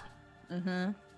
So there's going to be a variety of checks. There's some specific checks that need to be made. Who of you would actually yourself be on deck helping out? Tira? I'll be on top. Vaughn? I mean, Kahlo's not gonna not help, but she's just really slow. All right, Kahlo. What's Kahlo doing? Hold Her best. something down. Her Doc? best, yeah. Doc, are you? Yeah, I guess Doc would help. Asteria And- wants to help, but is going to be locked in that cabin because she realizes it's getting closer and closer. So Yeah, she at is this point- trying to maintain At this point, control. I will say this. Because of the storm, it's already been 3 days, yeah. and Ugh. it's looking like it's going to be 4. Mhm. And that's going to be dependent on how this storm is handled. The storm is basically what is happening in the cabin currently because Asteria is probably very irritated. Ooh, in the cinematic version, there's like shots of the deck and people screaming and yelling at each other, and then So- there's shots of Assyria going, ah! In, She's just There's a little bit of sort of cinematic symbolism. There's a porthole in your cabin, Assyria, and every time it flashes with bright lightning, that porthole just looks like a moon in the wall. Just nice. yeah. So it's yeah. She's moving around. She's very irritated. She's probably bumping against the wall because of the waves, but also just trying to focus and not lose it. So yeah, she'll be locked away. What's Mejia doing? Mejia does not do manual labor. So I would imagine that I am probably sitting right outside of Asteria's room, just kind of sitting back up against the wall. Nose in my books, but I am listening for anything troubling that might come out of Asteria's room. So Mizia, is it like reading a book in a car that's whipping around hard curves? Like when you're trying to focus on words and Mejia's a pro at reading. There's no concern with this at all. Mejia's got it. Yeah. I'd vomit all over the place. Yeah, oh yeah, I get car sick as well. Me too. So, In that case, yeah. Mejia, or rather Dwight, I'm going to have you roll for Captain Dervish for his checks, Nice. and I'll tell you what his stats are when they become relevant as I bring up his character sheet. And Assyria, I will have you roll for Penny Smoothhands, Okay. the first mate. I just love saying her name. I have to say I the love whole her name the whole I time. love hearing it. She's not Penny just Penny, Smoothhands. baby. She's Penny Smooth Hands. Can I roll for the half orc as well as myself because we're both half orcs? Yeah, sure. Just We'll say the two of you are working together on your checks. Wow. Gary wants to know what Rack and Crack are doing. Oh Rack my and Crack God. is their last name, so They're it's arguing. the Rack and Cracks. No, it's not. No, it's Yes, not. it is. Yes, it is. It was. It no longer is. They have names. It's Rack and Crack. Wirid and Wordred. Damn it. Rack and crack. I'm sorry, it's subtle. Every DM's bane is the players taking anything they do and doing something with it. You're welcome. Okay. Like, we didn't have to do anything with it. It was just laying there on the table for us to pick up. So, in answer to your question, Gary, Rack and Crack are alternatively hurling into an overflowing barrel below decks as the ship lurches to and fro. They are not handling this very well. So, Having a tough time. the checks. Captain Dervish is going to be making an intelligence check to handle the vehicle as he is maintaining the wheel. Penny Smoothhands will be making a charisma intimidation check. And this is more as she is barking orders to the crew. For Shotha, you and Shotha, Vaughn, will be making strength checks. You're essentially making on-the-spot repairs, helping to hold things together, lashing ropes, whatever it takes. And I'm here too. You will be helping the Dwarven Quartermaster, which means you're going to be sort of... I'll let you decide how you want to help him out. He's going to be making a specific check. This particular check doesn't make as much sense for you. I mean, but what would you be doing to help out? I would I almost envision myself doing something similar to what Vaughn's doing, but maybe like I could climb up the rigging. I could be pulling in the sails. I could be doing whatever needs doing up there. It could be strength or athletics, I suppose. To do what again? Yeah. What are you To doing? climb again? up the rigging and help with the sails, or to just take orders, essentially. Like It will be. just- I will let you do that, but I will tell you it will be at disadvantage because you have no experience on ship's rigging.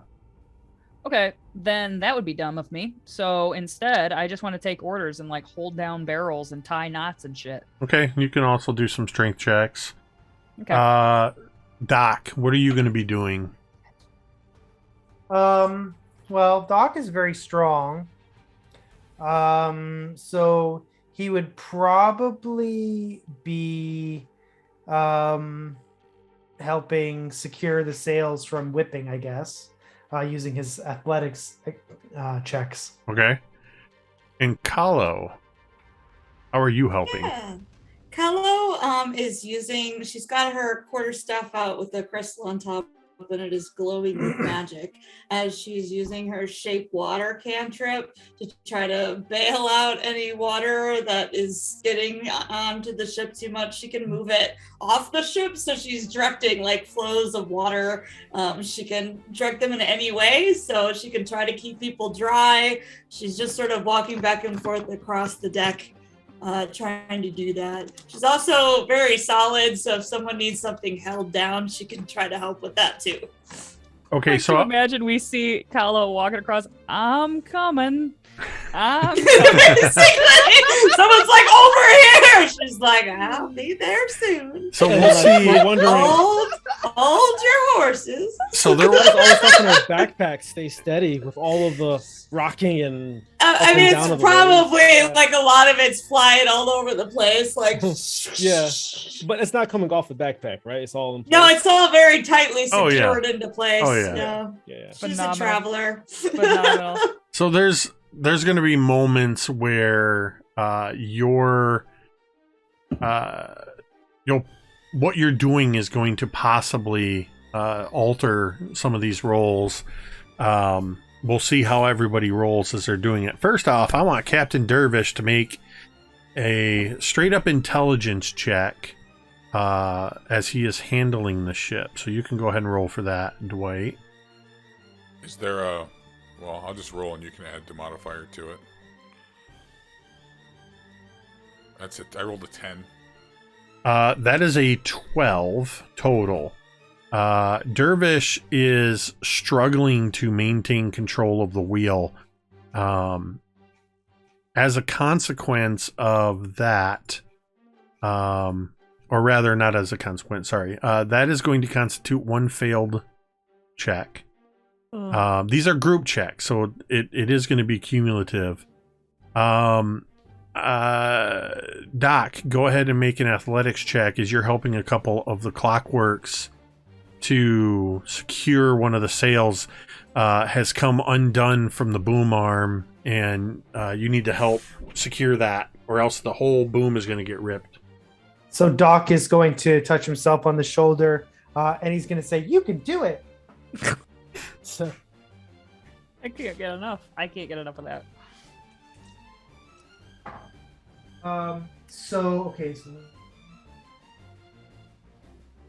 as Doc is holding on to this this rope, his eyes sort of glaze over, and the storm has triggered a memory in him. It's a storm, but of a different variety.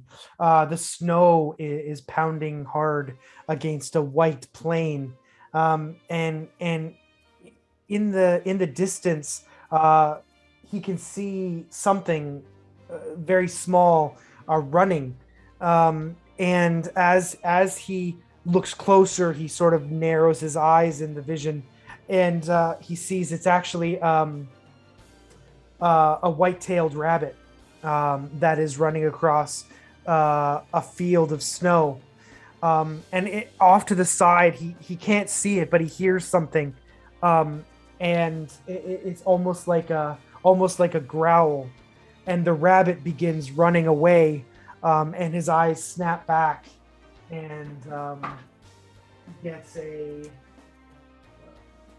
26. 26, so that will be a success, as I fucking hope so. two of these clockworks are struggling. One of them is actually being lifted off the deck, holding on to the rope. And Doc, you're able to grab hold of the boom, grab this clockwork, and just pull it back down to the deck as the other one reaches in and starts tying off the ropes, as you're basically just pulling them in.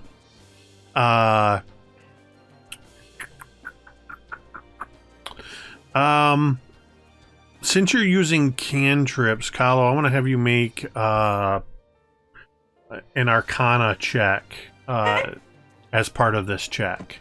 Sounds good. Not great. 12. So you're moving across the deck back and forth at the She's speed very that slow. Kahlo moves, and about every third or fourth time you try to help somebody, you redirect the water and you hit somebody else full in the face with the water. They're all running so fast, and I'm just like, why is everyone in such a hurry? Blastoise use water hydro There's pump. this cinematic moment where Kahlo is dramatically moving across the deck, and in slow motion, Water bending with my staff. but then we see, and it's like the music is really epic, but then all of a sudden it cuts to a different angle and it's chaos everywhere. Everybody's moving at normal speed and Kahlo's still going. I'm not moving in slow motion. That's just how I am. Jordan rolling for Penny Smooth Hands. Penny Smooth Hands! Running around directing the crew. You're going to make an intimidation check, and that is going to be. I got to see. Penny Smooth Hands. 5? We're doing great, guys. Okay, We're okay. doing Maybe great. I'm playing Asaria right now. I don't know. Listen. no hunter's mark, nothing to help. Just No. So No, Penny we're not Smooth that Hands. I'm just looking. I'm double checking to see if Penny Smooth Hands has anything that'll help with Get that. advantage because she knows the crew. Because our hands are so smooth. So She uses aloe vera. Because So she this is doesn't do th- work then. She is intimidating. so this is how this Advantage. plays out with Penny Smooth Hands. Is Okay. that, remember that every third or fourth time Kahlo's throwing water in somebody's face? Oh no. It's Penny Smooth Hands almost every time. She's trying to move around. She's trying to bark orders, and every time you gotta Just get you in the move. mouth. Penny Smooth Hands is soaked, and Oh, she's no. starting to strongly dislike Kahlo at this point. So that is that was a fail, a pass, Oh a god. fail, and a fail. Oh no. Tira, Yeah. you're helping, just running around to secure whatever you can. Yeah.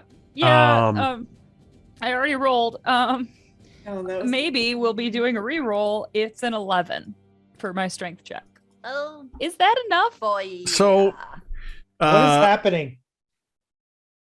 you It's been a I long told week. you going on this boat was a bad idea. so I told you. Tira, how badly are you at this?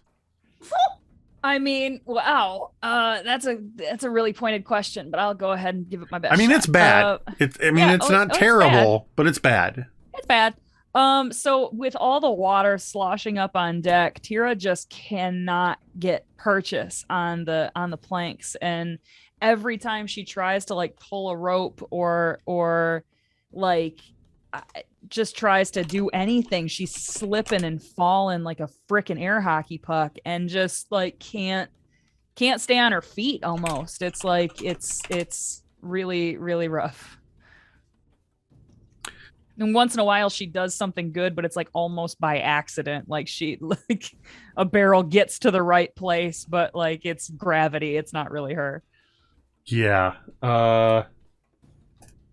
Vaughn, All right. you and Shatha are also working together. Let's see, Shatha. Okay. You are, let's see, Shatha is the bosun, which means, yeah, you're running around doing repairs and stuff. Yeah. So go ahead and make a strength check. Yeah. And I'm good. I want to use advantage on it too to make sure we get it done. Okay.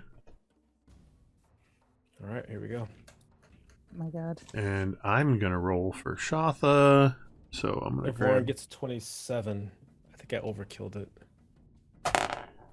And Shatha gets a 17. Yeah. So there's this, as Real quick. all of this water and storm and everything is happening, there's this moment where the two of you are trying to pull together pieces of a broken boom. And it's sort of if the moment between Princess Leia and Han Solo Oh, with the fuck little you. thing happened, but at Yeah. sea with a storm. Oh, yeah. She's struggling to quite get these together, and you just come in and you just pull these pieces together and hold them, and she's able to lash everything together. And there's this moment as you're holding these together, and Shatha, the lightning, Yeah. and this half orc looks over at you, and you see as her eyes flick to your wet, bulging muscles as you're holding Hell onto yeah. this, and she kind of goes like this and flips her hair, and her dreadlocks kind of flip up out of the way Yeah. as she's just very much checking you out in this moment. Hell yeah. Because what happened was that Vorn's ponytail that he shaved, like the sides of his head is shaved. He has his ponytail that's been wrapped up tight behind him. That knot has come loose, and now it's like this long hair that kind of flew over his face, and he kind of whips it about on his side. And I too have Fabio here, but it's orc, beautiful, and it's shaved on the sides. And he looks at her back in her eyes and does like a smirk, like, yeah, I know that you know that I know. And we pull it together and link it and crunch it together. There's also this moment where Tara's face.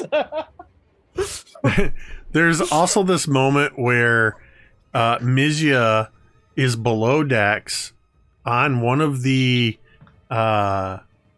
hammocks that's strung up a little higher, and there's a lantern that's kind of up above your head, hanging there, swinging back and forth. And as all of this, just intermittently between all these things happening above decks, we cut to below deck as Mejia is just turning a page, continuing to read. Mejia, you glance over to the side where the stairs are. It's a waterfall of just water streaming down these stairs. And for a moment, you see and hear this little tunk, tunk, tunk, as you look over, and this tiny little turtle is just spinning in the water, goes down the stairs. Its boomer just goes tunk, tunk, tunk, and then just sort of magically goes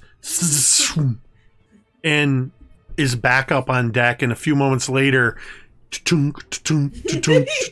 you're not sure if he's doing it for fun or if he's just getting caught up in what's happening. I watch and I just try to get the timing of it, and I look up when I expect to see him come back down. And, just every once in a while, you turn your page, you pulled your finger on what you were reading, you look up,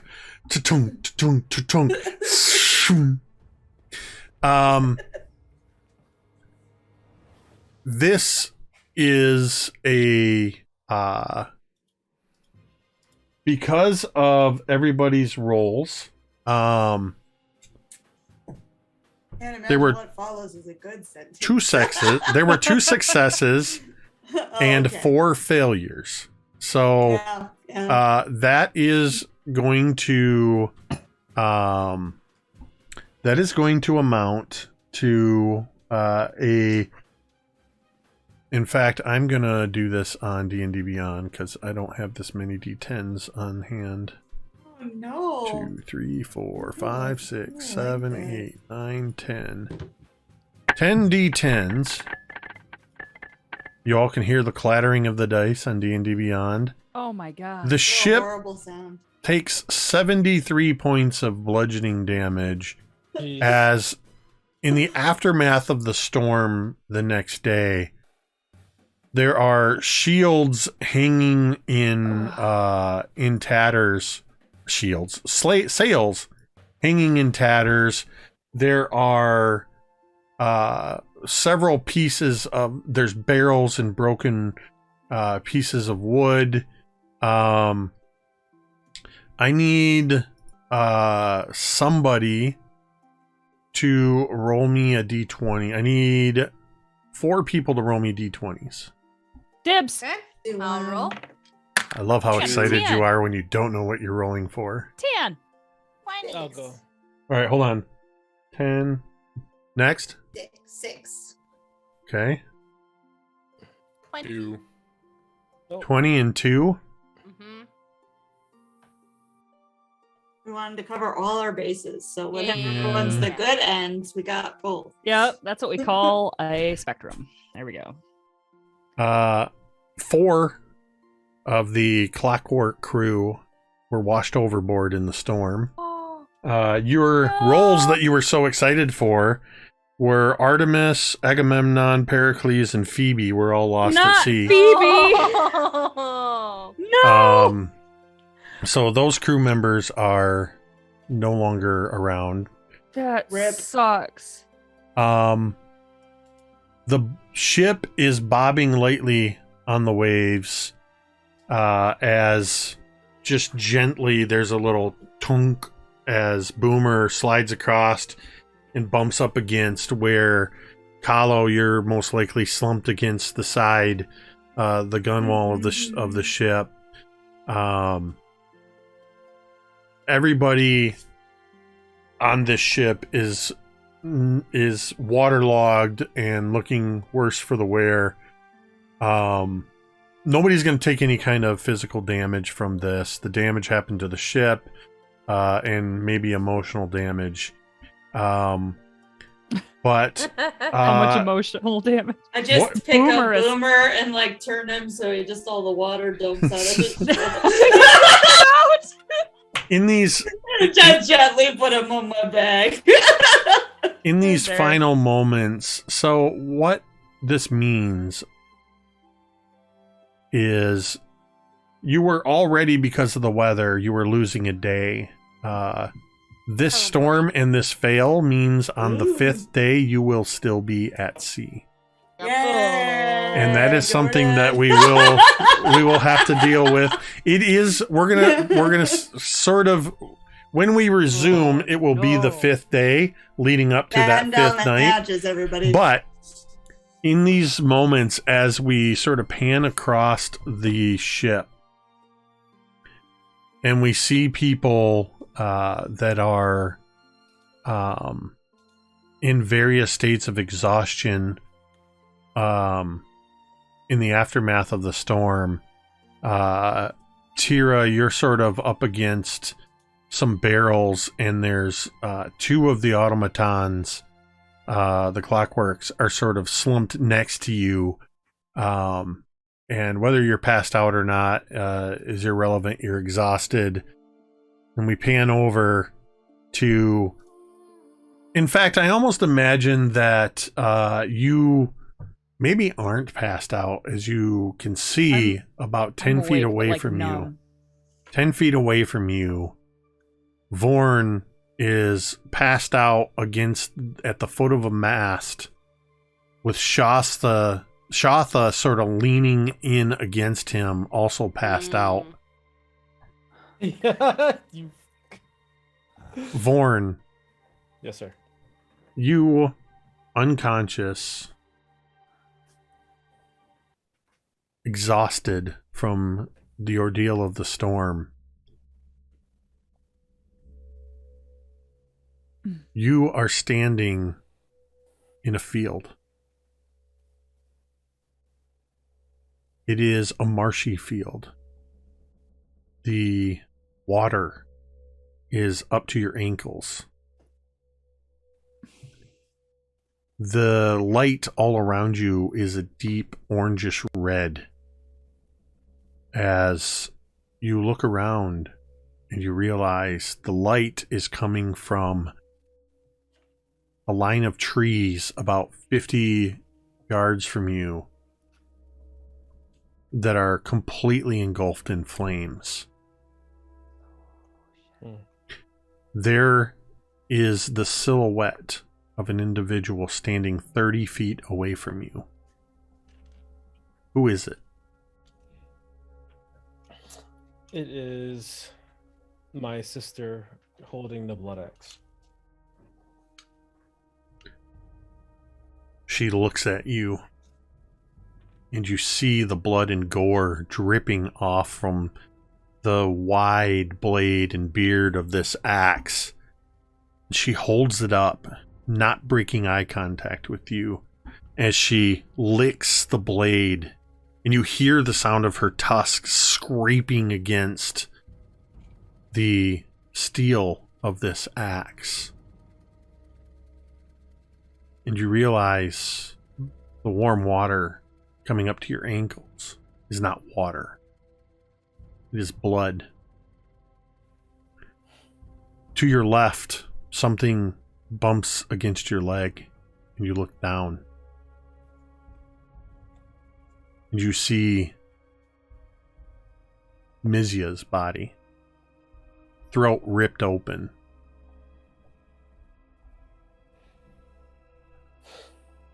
You look off to your right, and you see the white coat of Doc sort of fanning out across the surface of what you now know to be a pool of blood. And you realize that Doc has been severed in half. And in a strange parody of the way that he normally sleeps, stock still, eyes wide open. His eyes are wide open. And his head is, or rather his face is split by a massive scar. You see Soren off to the side is feasting on another corpse. And you realize that Soren is not alone. As you glance over, there is another individual bent over and devouring this corpse. What do you do in this moment?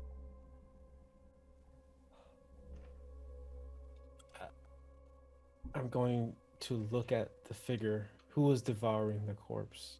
I'm kind of. You take a closer look. Yeah. And you see the animalistic, hunched nature, but they're bipedal. They're humanoid. Mhm. But you can see the sharp ears bristling. You see the fur and hair bristling along the shoulders and the arms, and you catch glimpses of their face. Is this lupine face looks up at you, tearing flesh from this corpse, and it looks up at you and just What's the corpse it's eating out of? you look down and you see two things.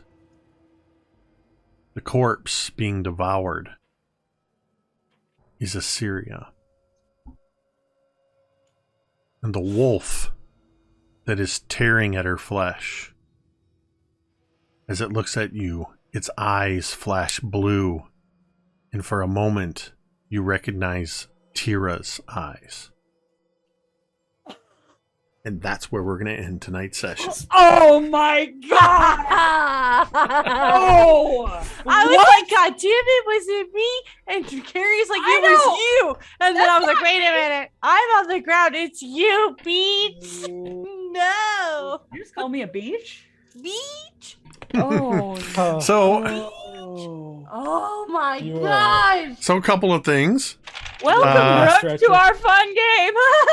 You are a master. Joe. This know what kind of games I like. Holy shit. this group has so much emotional baggage that you don't even know about. You don't even know. But you're a part of it now. Yeah. These are the people that have been hired to protect you and your team. Yeah. Kahlo's here to teach them some deep breathing. breathing exercises and meditation techniques. Honestly, Kahlo, I demolitions Push. expert and yogi. Yeah. You know what? I think it's the proper amount of, balance that we need. We got the explosive comic relief coming in, and it's really great. And I'm here for it. There So- you go. I love Kahlo so much. I love Kahlo so much. A couple- Yay. A couple of things. First off, welcome again, Brooke. We are so happy to have you here. Yay. And for those wondering, Brooke will be with us for the next few weeks, Alright. depending on how things go. But Brooke is with us Unless for I this. get killed by a werewolf next time. Yeah, well, we'll see. So Jake is trying to make me kill younglings or something. I have no. Oh my god. I know there was this Right. moment. I saw you back away from your camera, Jordan, when I said Soren's name. So a couple of things just for the audience and for the players to prepare for. Obviously, I don't want to roleplay all 5 days of this voyage, so we've been kind of skipping ahead. The storm was sort of the accumulation of the weather rolls, and you all did poorly at it. So that added an extra day. When we return, Vaughn, you will absolutely have some opportunity to react and unpack this vision that you've seen. We will just so you can all mentally prepare for this. We will come back day of sort of repairs underway, but it is going to be the what's the date? Let me turn to my handy dandy calendar of Harptos.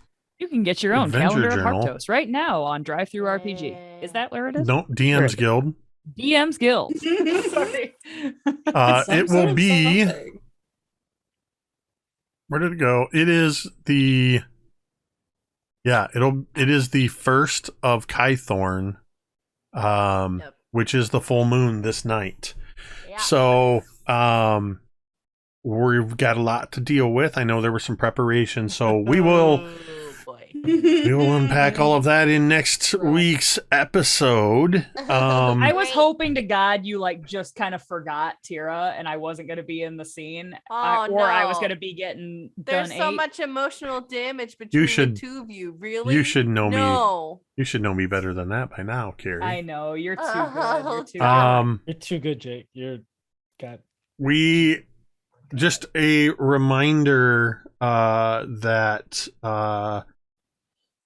keep an eye on the schedule here. We got lots of great streams. We got Dawnbringers on Thursdays. Tomorrow night actually is the second session of Dreadful Tales.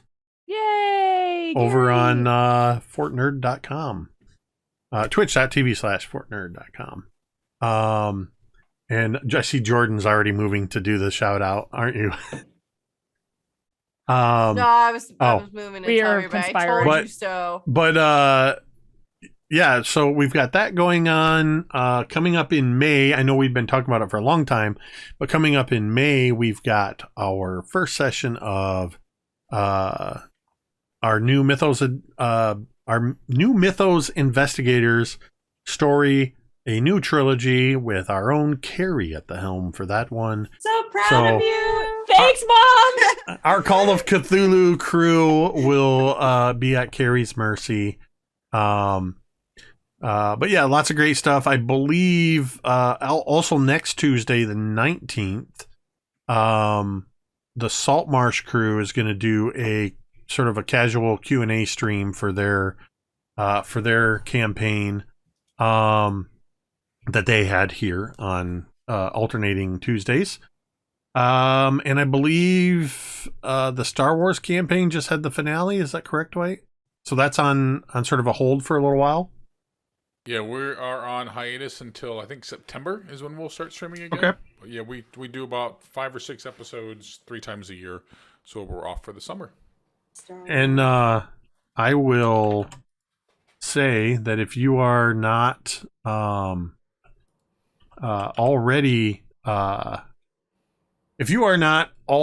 following everybody here on their social medias, but pay attention to at MTD_Jake and at Big Bearded Nerd for some exciting announcements that'll be coming over the next couple weeks. Sometime, not even sure when the announcements are coming, but some cool stuff is happening in the next couple months that just jumping at the bit to tell you all about, but we've got to get some T's crossed and I's dotted. So thank you everybody who tuned in tonight. Thank you to everybody who supported the stream. If you are somebody who watches the stream, lurks silently in the chat, you don't participate, thank you. We appreciate you just as much as everybody else. And we hope you enjoyed the stream. We are going to send all of you over to our good friend Granamir1, who is streaming some Super Mario Maker 2. Granamir1 is a good personal friend of mine and Dwight's. So send the MTD love over there. Finally, I want to say a huge thank you to these amazing players that I get to play with every week, and our special guest, Brooke, Gary, Yay! Dwight, Jordan, Carrie, and Ricky, without whom this would just be me talking to myself for a couple hours. Thank you, guys.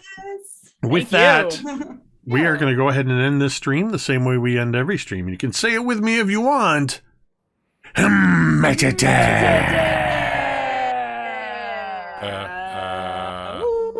la la la la.